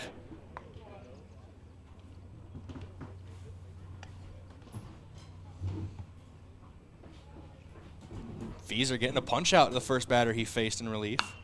This one popped up and out of play. Please bring back all foul balls to the front gate for $1. Got confused earlier. I said it was the concession stand. It is the front gate. If you're watching or listening on KYNT or KYN TV while at the ballpark, take those to the front gate for $1. 0-2 swung on and missed. Back-to-back punch-outs for Easton Feeser. Brings up Owen Alley.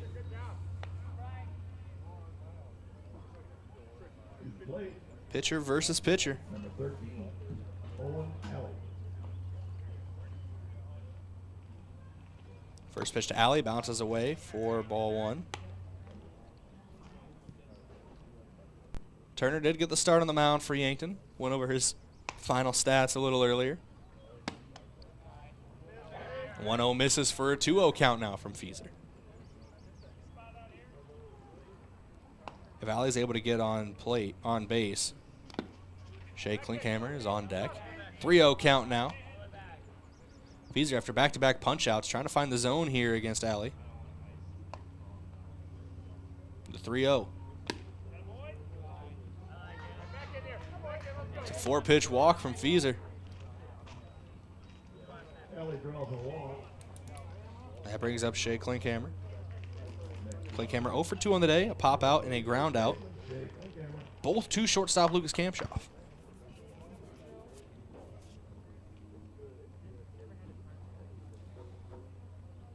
Feeser, first time out of the stretch today, bounces that one and it gets away from Gavin Johnson.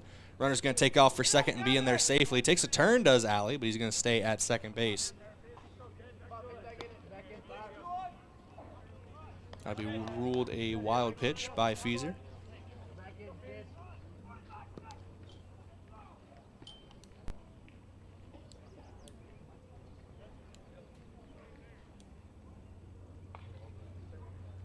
Feeser comes set for the 1-0. Takes a glance at the runner at second, now fires home. That one finds the zone, strike 1. Had been 5 straight balls for Feeser. Comes set after getting his first strike of the at-bat. It's a 1-1 count. This one, hard hit down the first base line, but he pulled it too far, foul. Some hits, they sound like they're shot out of the cannon. That one sounded like he uncorked a bottle at 1,000 miles an hour.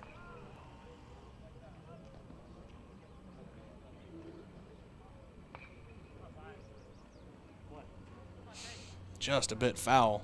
This Klinkhammer got her the head of the bat around in time. A little too fast.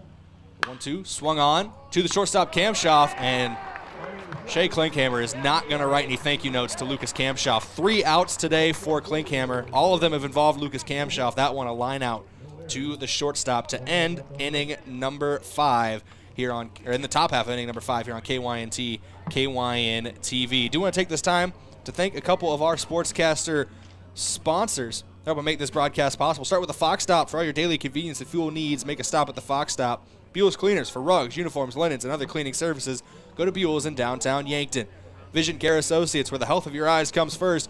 And MT and RC Smith Insurance, an independent insurance agency offering you a variety of products for your individual, family, and business needs. 5-3 your score. Yankton leads by 2. Trying to increase that lead when we return. There's a new pitcher on the mound as well for Salem-Montrose-Canova. We'll talk about that when we return on KYNT and KYN TV. We'll be back in 60 seconds.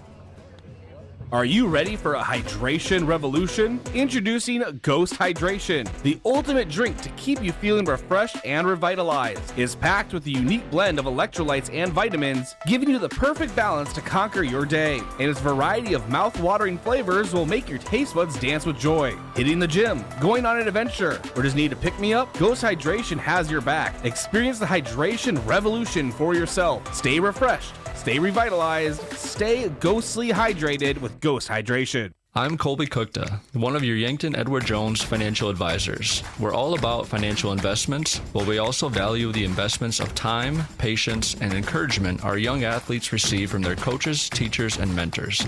That's why I'm a proud sponsor of the Yankton Bucks and Gazelles on KYNT. Call 605-665-4567 or visit edwardjones.com for all your investment needs. I'm Colby Cookta, financial advisor Edward Jones Yankton, member SIPC.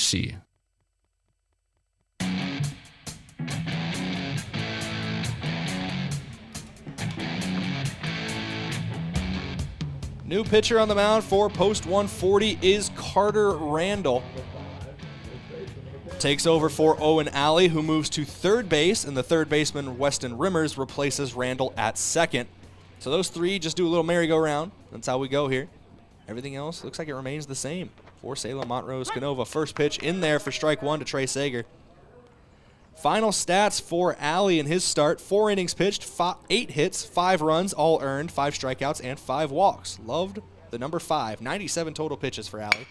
This one, chopper to the left side of the infield. Alley will glove it at third, fires across the diamond, gets away from the first baseman. Sager makes the turn, but the catcher was backing up the play, and the ball gets away on the throw from the catcher to first base on the backup, so Sager will take second. A lot of moving parts there, but Trey Sager ends up at second base. He'll be credited with a single advancing, he'll be an error assessed. Might be 2 errors assessed, as the first one allowed Sager to get to first, and the second throwing error allowed him to get to second base. The first error was an E5, allowing him to get to first. So Trey Sager on second base brings up Gavin Johnson. Johnson on the day, 0 for 1 with a walk drawn.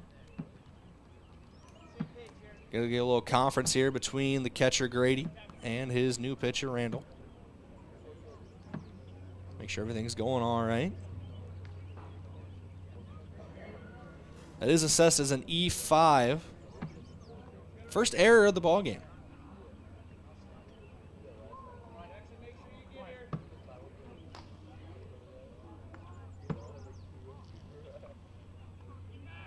Randall checks the runner at second, now fires home. Johnson showing bunt. Pitch was up the elevator, so he backed out of it. It's a 1-0 count. Pulled back the bunt attempt. Take the ball. 5-3 your score. Yankton leads. They've held post 140 scoreless since the second inning. 2 runs in the top of the first, 1 run in the top of the second. Johnson shows bunt again, gets this one down. They try to get the lead runner at third. Throw gets away from the third baseman. Sager back to his feet in a hurry. He's coming home. A throwing error. Trey Sager moved to every base on a throwing error, some way, shape, or form. He comes all the way around to score. Some malfunctions out in the field. Give up another run to Yankton. They lead 6-3 now.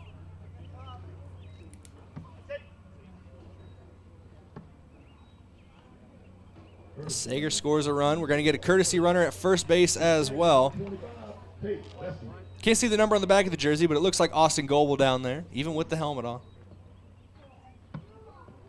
1-0, Goebel taking off for second. No throw down. It's in there for strike 1 to Bestie, but Goebel steals second base.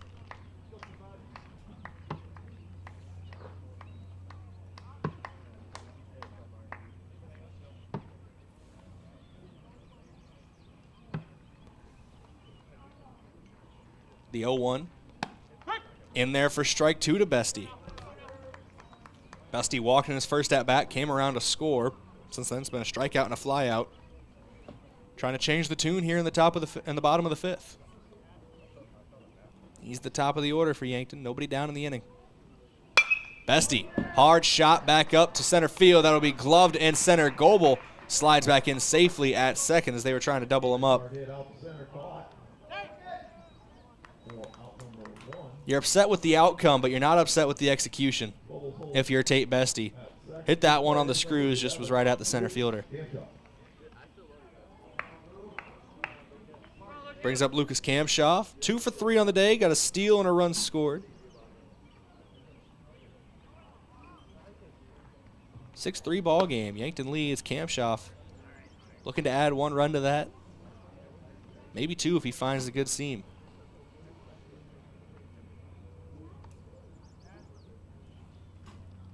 The 1-0. Kamshoff takes it on the outer half for strike 1. 1 ball, 1 strike, 1 out, 1 runner on. It's number 1, Austin Goebel. Not playing Uno today. Pitcher steps off, looks Goebel back to the second base bag.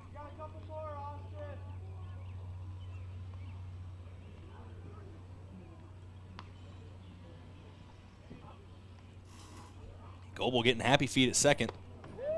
That one a little too far inside, clips Lucas Kamshoff. So there's going to be runners at first and second after Kamshoff is hit by pitch. And that brings up Matthew Sheldon, team leader in RBI this season. Has added 2 more today, so he's got 8 total. That's some pretty hard hit balls today alone. Exactly. 2 RBI doubles for him, 2 for 3, and that out was a liner at the shortstop. Runner's going to take off for third. Goebel, seeing a slow throw back to the pitcher, slides in safely. Now you got runners at the corners. That's 2 steals for Austin Goebel out on the base paths. Doing his job well as a courtesy runner for Gavin Johnson.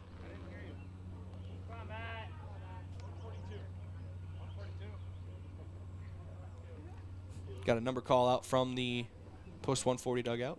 Whatever 142 means, they're going to run it on defense. The 1-0, runner takes off for second. No throw down. Kamshoff will be uncontested as he takes second base. 2 runners in scoring position now off that steal.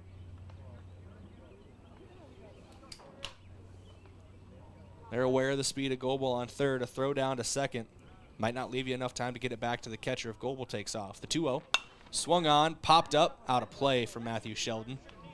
Big smile on his face. He knew it's where he wanted it. Too far underneath of it.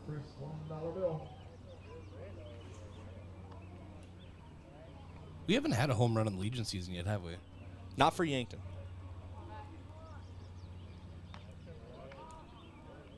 The 2-1. Swung on, hard chopper back up the middle. That'll be a base hit. 1 run will score. 2 runs might as Kamshoff takes the turn at third. Little trouble in center field means uncontested. 2 RBI single for Matthew Sheldon. 4 runs batted in today for Matthew Sheldon. He stands on first base cleanly. Brings up Owen Washon, who's also had a great day at the plate. 2 for 2 with a run scored, a walk, has a steal as well.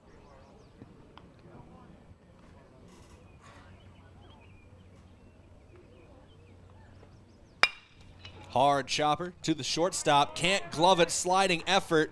Runners will be safe at second and first. That was a tough play to make, but they might assess an error to the shortstop there.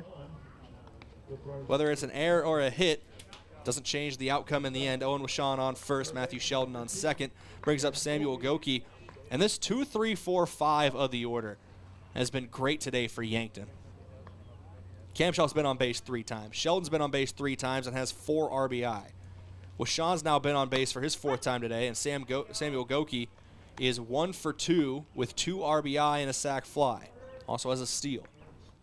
They are giving Washon a single on that. They do credit Washon with the single. It was a tough play to make at short. Wait, nope. Oh, yeah, they did. Okay, never mind. This one, chopper to the third baseman, fielded in foul territory. I read the wrong line on here. Yankton's opened it up the last 2 innings. It was tied at 3 going into the bottom of the 4th. Since then, 5 runs have been put on the board by Yankton as we are now in the bottom of inning number 5. 1 down in the inning, 3 runs have come across, 1 in scoring position, 2 runners total on. It's 8-3. Post 12 has got the bats working here early on this Friday morning. That one misses the zone, ball 1 to Goki. Frankie Infeld on deck, Easton Nelson in the hole with only 1 down in the inning. Barring a double play, we will see Infeld. The 1-2 to Goki. Misses outside, ball 2. Sheldon. I want to say about 3/8 of the way, not quite halfway to third base. But he scurries back to second, 2-2 count. Randall checks him at second, now fires home. Goki pops this one up in the outfield. It'll be gloved out in center. Runner stays at second, so second out of the inning. Runners stay at first and second. Brings up Frankie Infeld.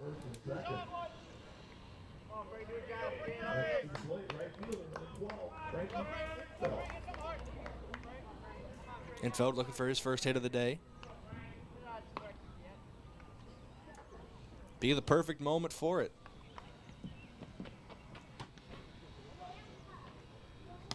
Takes a swing of that one. Gets away from the catcher, though. Sheldon will move to third with Sean to second. So that's 2 runners in scoring position now for Yankton.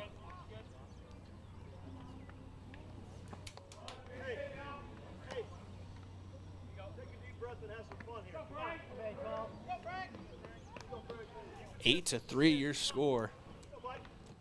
Post 12 has got the bats going the last 2 innings. 10 hits now on the day compared to 6 for post 140. The 0-1 from Randall. High and inside, ball 1 to Frankie Infeld.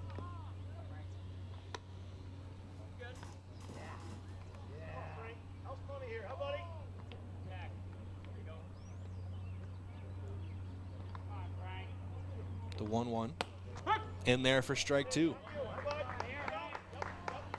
Infeld's got to protect now on a 1-2 count. Throwback gets away from the pitcher, and Matthew Sheldon takes off from third. He scores on the play. Yankton is so relentless on the base paths. It's their bread and butter. 9-3 now your scores. That's the 4th run to come across in the bottom of inning number 5. Owen Washon still on second. Still in scoring position. The 1-2 to Infeld. Foul tip back into the net.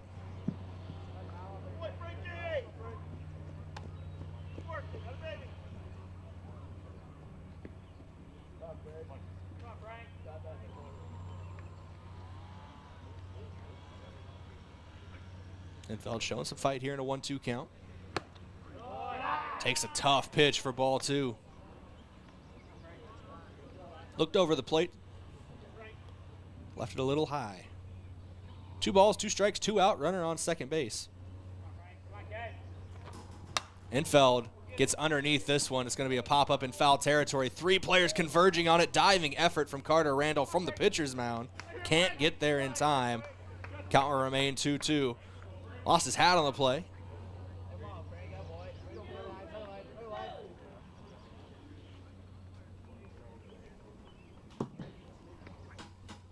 It's like Randall and Jackson Grady going to have a little conference again here as Randall's heading back to the mound. Do it all again. 2 balls, 2 strikes, 2 outs in the inning. 9 runs on 10 hits, no errors for Yankton today. 3 runs on 6 hits, 3 errors for Salem-Montrose-Canova. The 2-2 swung on by Infeld. That's popped up out of play again.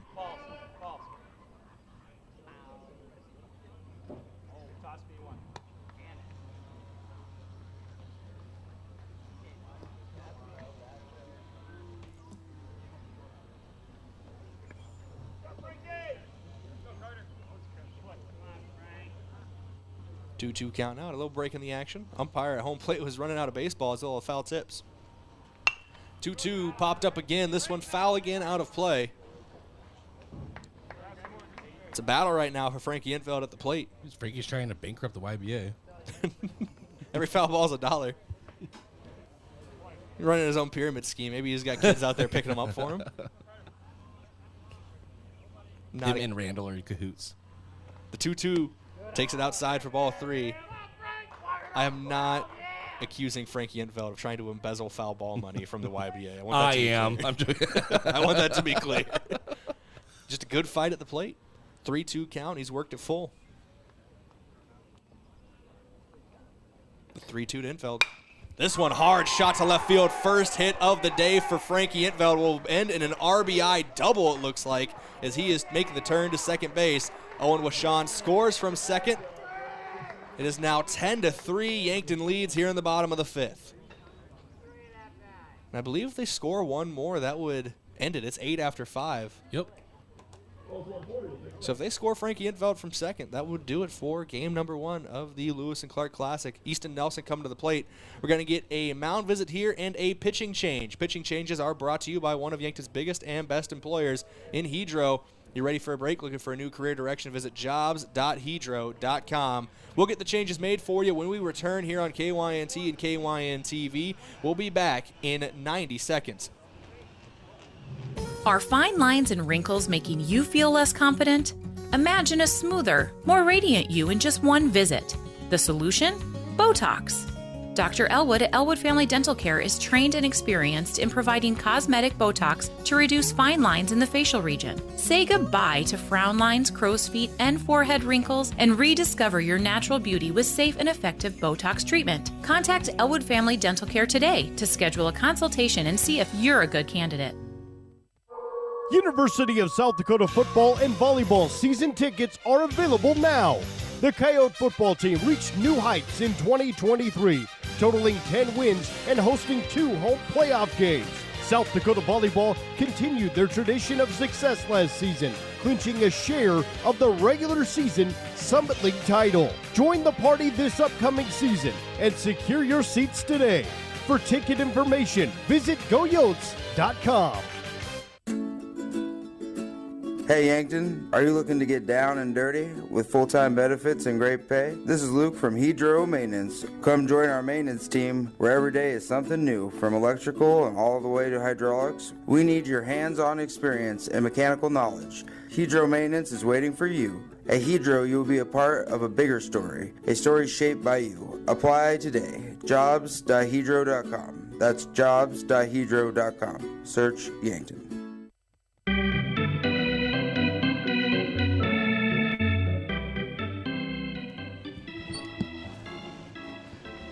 Back here, KYNT, KYN-TV, Zane McCormick on the mound for Salem-Montrose-Canova, post 140. He steps in for Carter Randall, whose day is done, but his numbers are not final as he's still responsible for Intveld on second. Easton Nelson here with, I believe, a chance to end it. It's an 8-run lead after 5 ends the ball game, and it would be a walk-off. Since we're in the bottom of the 5th. No pressure, Easton. First pitch of the day from McCormick.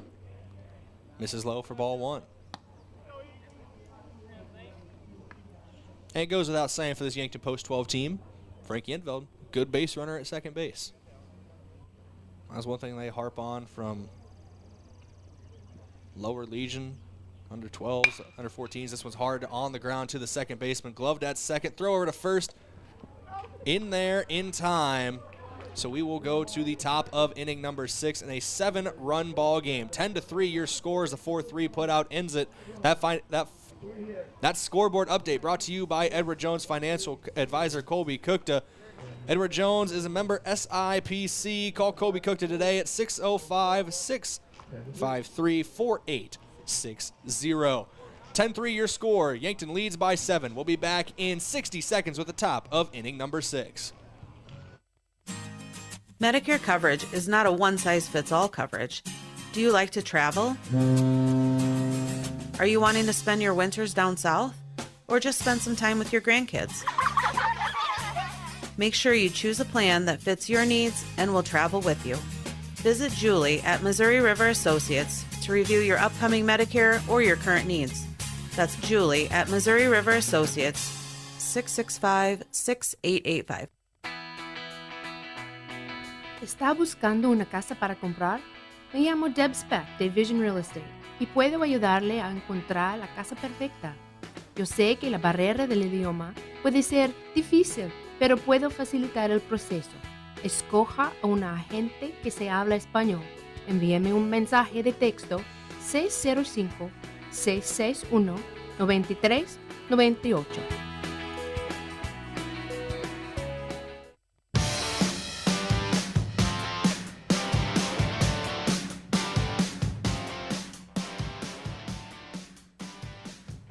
And welcome back to Riverside Field. Bryce Ladwig here with you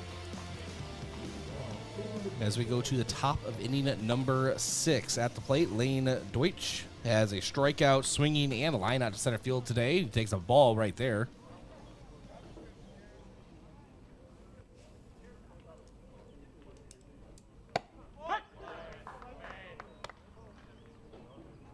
And takes a strike on the next pitch.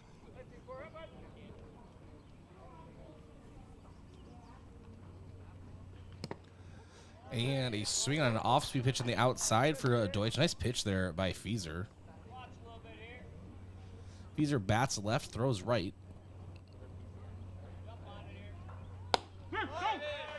And a punch out to begin here in the top of inning number 6. That's one away.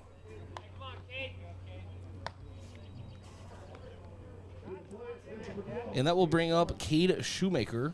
A strikeout looking, and then a single. He was eventually caught stealing. As Fieser gets set. And a comebacker right up to the mound, but it'll be behind Fieser and is fielded over by Sean. Sean gets him out. It's a 4-3 put out. And that brings up Jackson Remmers, who's had a pretty good day. A home run on the very first pitch of the game over the right field wall. And then a single would come across the score as well, and then drew a walk. So see what he can do right here against a new pitcher in Easton Fieser. First pitch misses badly outside. It's a 1-0 count. Something to keep an eye on here. It's an hour 50 time limit. They won't start a new inning after an hour 50, but with post 140 down 7 here, because that one's in there for a strike from Feaser. Down 7 here. We are at just under an hour 50, about 2 minutes away from that mark. I believe this would be the last half inning unless post 140 is able to mount a big comeback here. Yeah, I guess we'll see. But yeah, I think the timing would work out. It is umpire's discretion as well, so that has to be kept in mind as well. The 2-1 misses on the outside. It's a 3-1 count.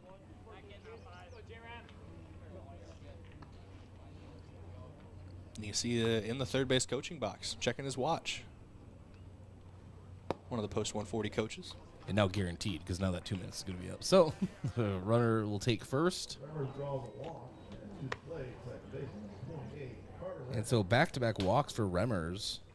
Well, when you start the game with a leadoff home run and then a single and come around to score, and basically the next pitch you see, I think it was first pitch of the game, he sent over the right field wall, and it was a 1-0 count on his single. And the single almost was a home run as well. So yeah, it should have been a double if he didn't trip going to second. And this one line out to right field. It will get down, and infield throws it back in, but a nice single there from Carter Randall down the first baseline. It advances Remmers to third as well as he was on his horse. So runners at the corners now for post 140. And Luke Capsule will come to the plate. Another left-handed bat. A single, a run scored, fly out to a left and pop out to the pitcher today. So a little bit of variety for Capsule today. Feaser delivers a ball, misses on the outside. It's a 1-0 count.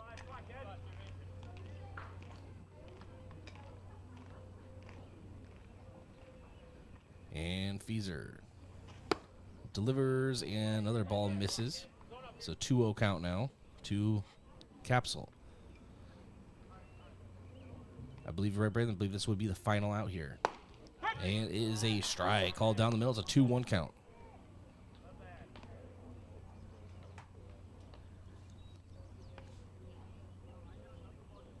The 2-1. And this one's a chopper over toward first. It is fielded in foul territory. Just a tick foul as it was gloved by Sager. And so we will go back and continue this at bat.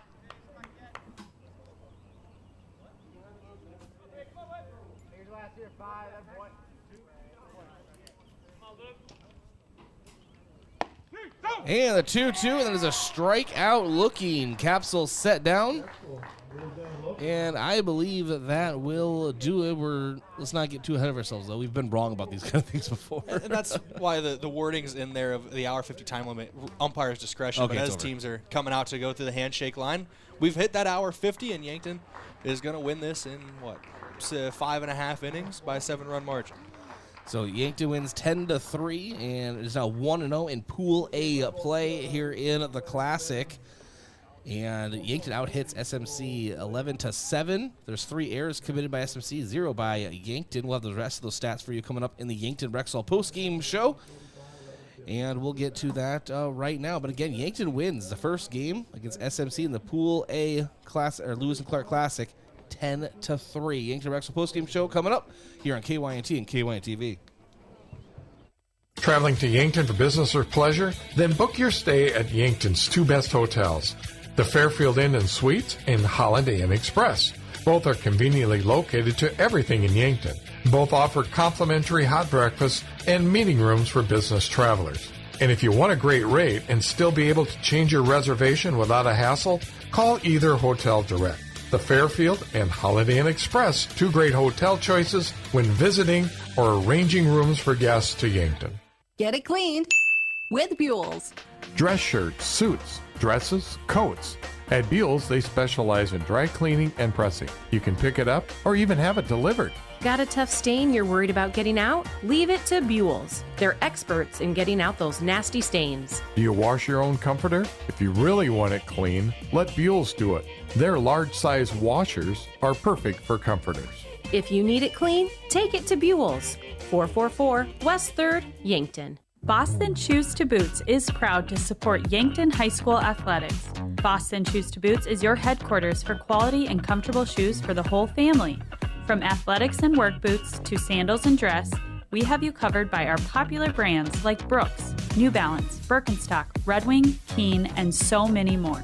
Shop our location downtown at 313 Cedar Street or visit us online at bostonchoose2boots.com. Boston Shoes to Boots, your footwear expert since 1915. Yankton is thriving, especially in the summer months with all our visitors to the area. I'm Nancy Winandy, CEO of Yankton Thrive. Let our guests see the appreciation we have for them visiting the Yankton area. There are a lot of choices where to vacation, and we are extremely happy they chose us. So smile and say hi. Be kind to them in traffic. Let them experience what we already know. Yankton is a wonderful and friendly place to be. Who knows? Maybe they'll end up being your neighbor or coworker. Hey, why are you in the garage? This storm is bad. I'm worried about the garage doors. Come on, what could happen? A lot. Hail could dent the doors. Like that. And high winds could bend the doors or even break them. Like that. So when that happens, what happens? You call Upper Midwest Garage Door. Upper Midwest Garage Door offers reliable storm damage repair for residential and commercial doors. We're an authorized Clopay dealer serving eastern South Dakota. Visit us at uppermidwestgaragedoor.com. Getting the kids to practice on time. Remembering if it's your day to bring snacks. Making it to the game with a clean jersey. Why are simple things sometimes so complicated? Thankfully, with auto owners, insurance doesn't have to be one of them.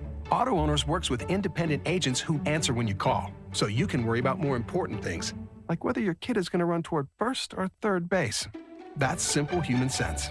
Don't gamble. Insure with MTRC Smith Insurance in Yankton, your independent agent for home, business, auto, life, and bonds. MTRCSmithInsurance.com. As times change, technology changes. Don't be left behind by your contact lenses. Vision Care Associates now offers infused multifocal contact lenses, specialized lenses that can provide you with clear vision at multiple distances without switching between glasses and contacts. Don't let glasses slow you down any longer. Call us today to schedule an appointment to try infused multifocal contact lenses.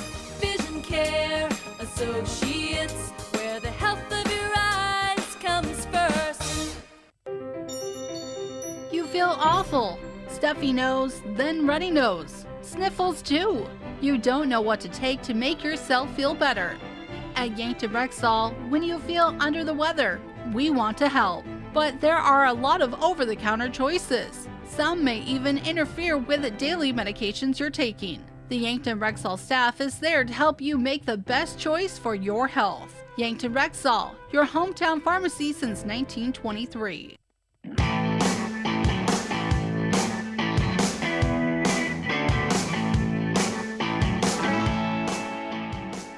All right, welcome to the Yankton Rexall postgame show. Yankton Rexall, your hometown pharmacy since 1923. I am in the Fairfield Inn & Suites broadcast booth. Excuse me.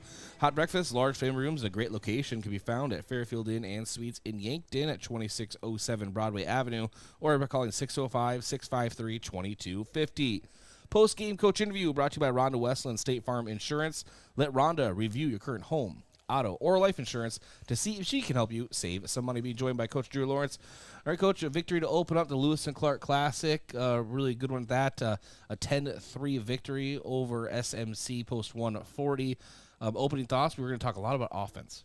Yeah, we ended up putting better at-bats together as the game kept going.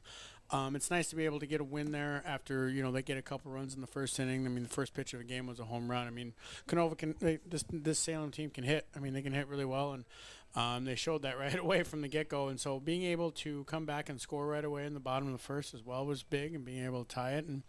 And then, we just kind of kept having better at-bats because we kind of struggled in the first 3 innings on those. We left a lot of guys on base, but, ended up getting better at those and finding ways to get runs in. Yeah, last thing about SMC, you mentioned it, but Jackson Remmer is that leadoff. He had quite a day. He's scary at the plate. Yeah, those guys can hit. That's a good baseball team, so that's a good win for us. Well, we like playing teams we haven't played before, and especially, I know they're a B team, but they're a very talented one. And, this team was just in the championship for the high school state tournament and lost to Del Rapids on a 1-run game. So, I mean, the team's good. All right, a lot of good at-bats for Yankton, as you mentioned. We'll go through some names and start with Lucas Kamshoff. He was 2 for 3, 2 runs scored.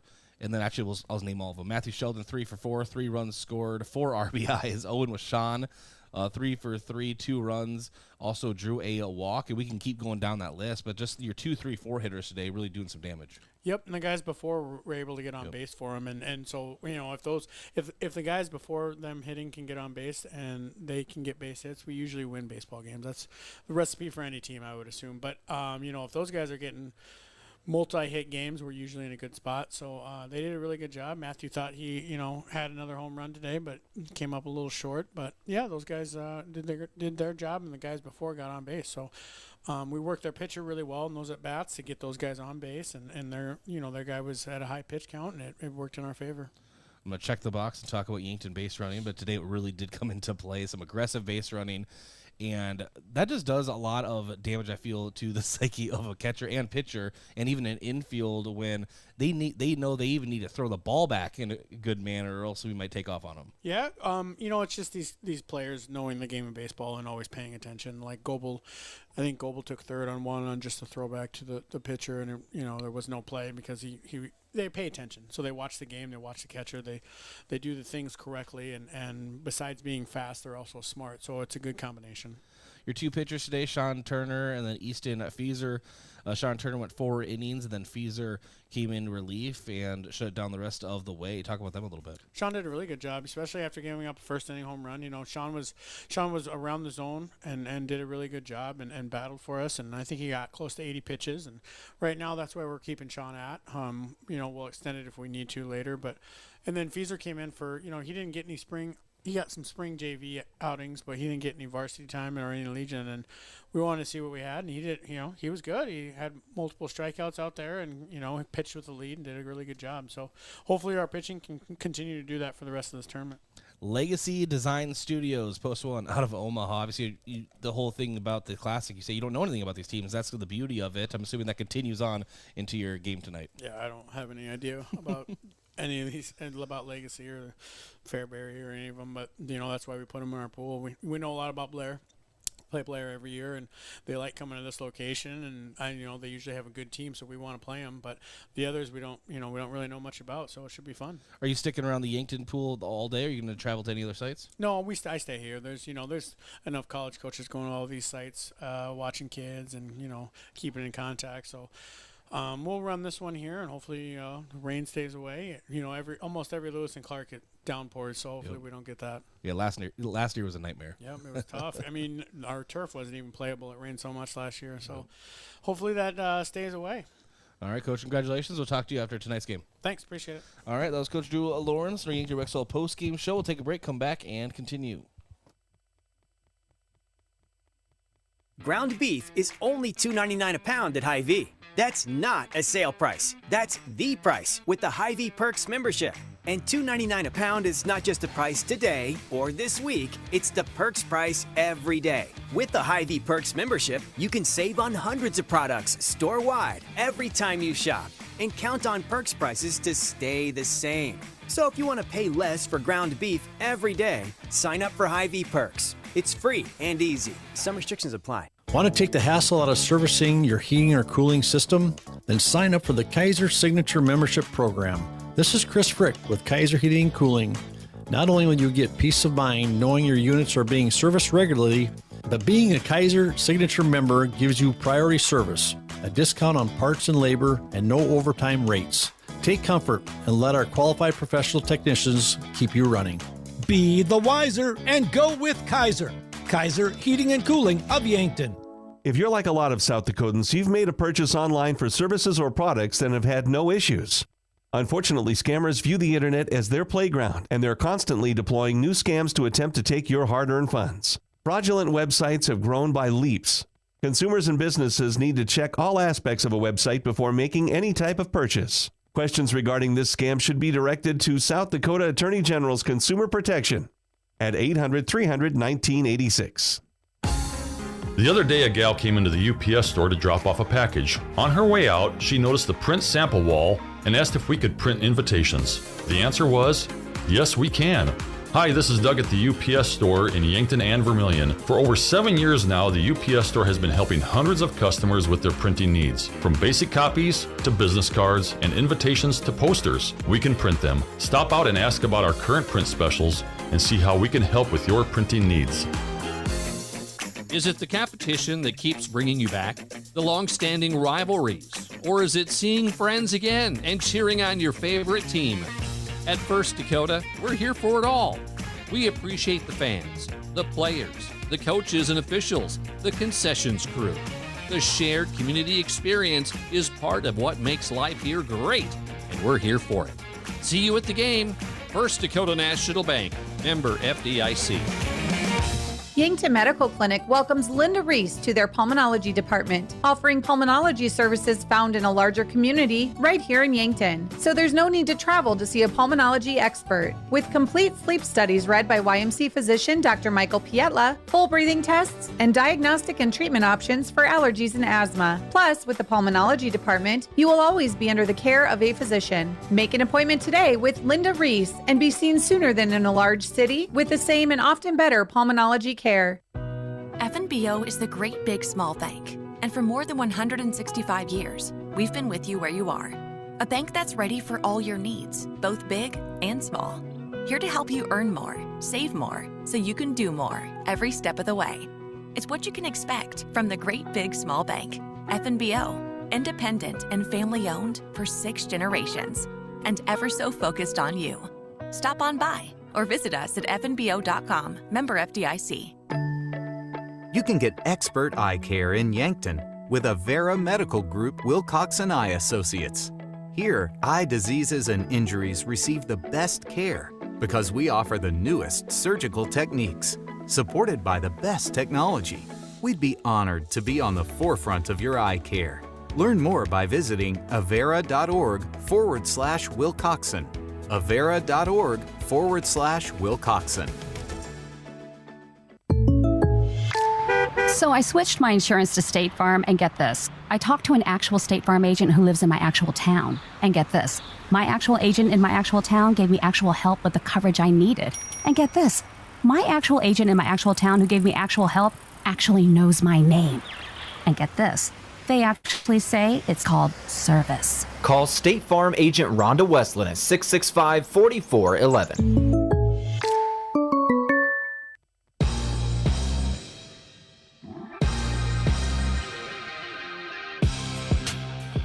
All right, welcome back to the Yankton Rexall post-game show. Bryce Ladwig here. It's time for your stat recap. Yankton wins this one 10-3. And stat recap brought to you by Mayor Signs. If it's time to review the look of your business signage, let Mayor Signs help. They offer all types of signs, including lit, non-lit, digital, and much more. Contact Mayor Signs today on 4th and Broadway in Yankton. All right, we'll start with the scoring line here. And it was SMC who jumped out on top. First pitch home run, and then another run came across. 2 runs at the top of the first. Yankton tied it in the bottom of the first. And then SMC added a go-ahead run in the top of the second. Yankton would not answer until the bottom of the third. They were tied at 3. Then Yankton put on 2 runs in the bottom of the fourth and 5 in the bottom of the fifth. Pitching-wise, taking the loss in the game today is Owen Alley. 4 innings pitched, 8 hits, 5 runs, 5 earned, 5 walks, and 5 strikeouts. Also pitching for SMC was Carter Randall. He went 2/3 of an inning, 3 hits, 5 runs, none of them earned. No walks, no strikeouts. And then Zane McCormick pitched 1/3 of an inning, no hits, no runs, no errors, no walks, and no strikeouts. So that is the pitching for SMC. For Yankton, Sean Turner started. He gets the win. He went 4 innings, 6 hits, 3 runs. They were earned, 5 walks, and 2 strikeouts. Easton Feaser came in a relief, 2 innings pitched, 1 hit, no runs, 2 walks, and 4 strikeouts. All right, hitting for Yankton, Tate Bestie went 0 for 3 with a run and a walk. Lucas Kampshoff, 2 for 3, 2 runs. Matthew Sheldon, 3 for 4, 3 runs, 4 RBI. Owen Washon, 3 for 3, 2 runs, no RBI but a walk. Samuel Goki, 1 for 3, 2 RBI. Frankie Infeld, 1 for 4 with an RBI. Easton Nelson 1 for 3 with an RBI and a walk. Trey Sager 0 for 2 with a run scored and a walk. And Gavin Johnson 0 for 2 with a walk. 5 total walks for Yankton in the game. 8 RBIs out of those 10 runs. So 8 earned runs out of 10. And that is your stat recap. All right, defensive player of the game brought to you by Olson's Pest Technicians, your residential and commercial pest control solution. Call 1-800-KIL-BUGS. And I'm going to give it to Gavin Johnson behind the plate in this game. Some big blocks behind the plate for Johnson, as well as a couple of throwouts, caught stealing players, and just a cannon, especially the second runner he was able to catch stealing, just put it right on the money. He is our defensive player of the game. Offensive player of the game brought to you by Hy-Vee. It was a helpful smile in every aisle. It could go to many guys today, but Matthew Sheldon, you're 3 for 4, 3 runs, 4 RBIs. You are Hy-Vee player, offensive player of the game. Move of the game brought to you by Mason Strom and the Move Group. Buying or selling, move with Mason and the Move Group. A little unorthodox here today, I will say. A little unorthodox. Yankton gets the victory here on KYNT and KYNT-TV, but I'm actually going to give the move of the game to the opposing team. Just the first pitch from Jackson Remmer sends it over the right field wall, and I can give it to them because Yankton did win, but I don't say that is the move of the game. That's what's going to stand out the most to me in this matchup. Story of the game brought to you by Upper Midwest Garage Door, specializing in the sales, installation, and service of residential and commercial garage doors and openers throughout eastern South Dakota. Upper Midwest Garage Door is your local authorized Clopay dealer. And story of the game today will be just Yankton aggressive at the plate and base running. If they can continue that going into the second game tonight against Legacy Design Studios Post 1 out of Omaha, Nebraska. Those teams out of Omaha that usually arrive at these classics are usually very good. And I'm looking forward to a good matchup tonight as we welcome back in the one, the only legend. I know, Brayden Butler. You must not know a lot of people. That should be a good one tonight, though. I know Omaha is becoming a bit of a baseball hotbed. A lot of good talent comes out of Omaha and the surrounding area. They got a kid playing high school ball outside for one of the Millard teams out of Omaha that's projected first-round pick in the MLB draft coming up. So a lot of good players coming out of Omaha and the surrounding area lately. So should be a fun one tonight with Legacy coming in, taking on Yankton Post 12. And that game is scheduled for 6:30 tonight. So 6 o'clock pregame. And they are putting time limit, so it's going to be pretty close to that. So around 6 is pregame, and then first pitch 6:30, KYNT and KYNT-TV. That's your scheduled preview. Brought to you by Roy Wilcox State Farm Insurance. Roy Wilcox State Farm Insurance is helping customers get to a better state for over 100 years. No matter where you are in life, they will help you make the right play calls for your insurance coverage. That's Roy Wilcox State Farm.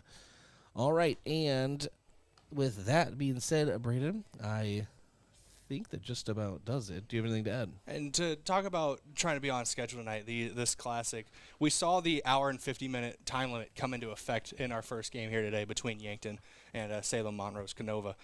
And it's looking like the scheduled first pitch of this game 2 was 11:45. They might just hit that as Fairbury is right now out taking infield. Might be a little later than that with the hour 50 time limit, but it seems like they really got this down to a science this year, trying to keep everything moving and grooving on time. The next 3 games of the Yankton Pool in the Lewis Clark Classic can be found on the Yankton Baseball YouTube page. Even if you're watching the KYN-TV right now on the Yankton Baseball page, just exit out and, well, not yet, but when we're done, exit out and you'll find it there starting momentarily. And all 3 games will just run concurrently throughout the day until we take over tonight for the Yankton matchup.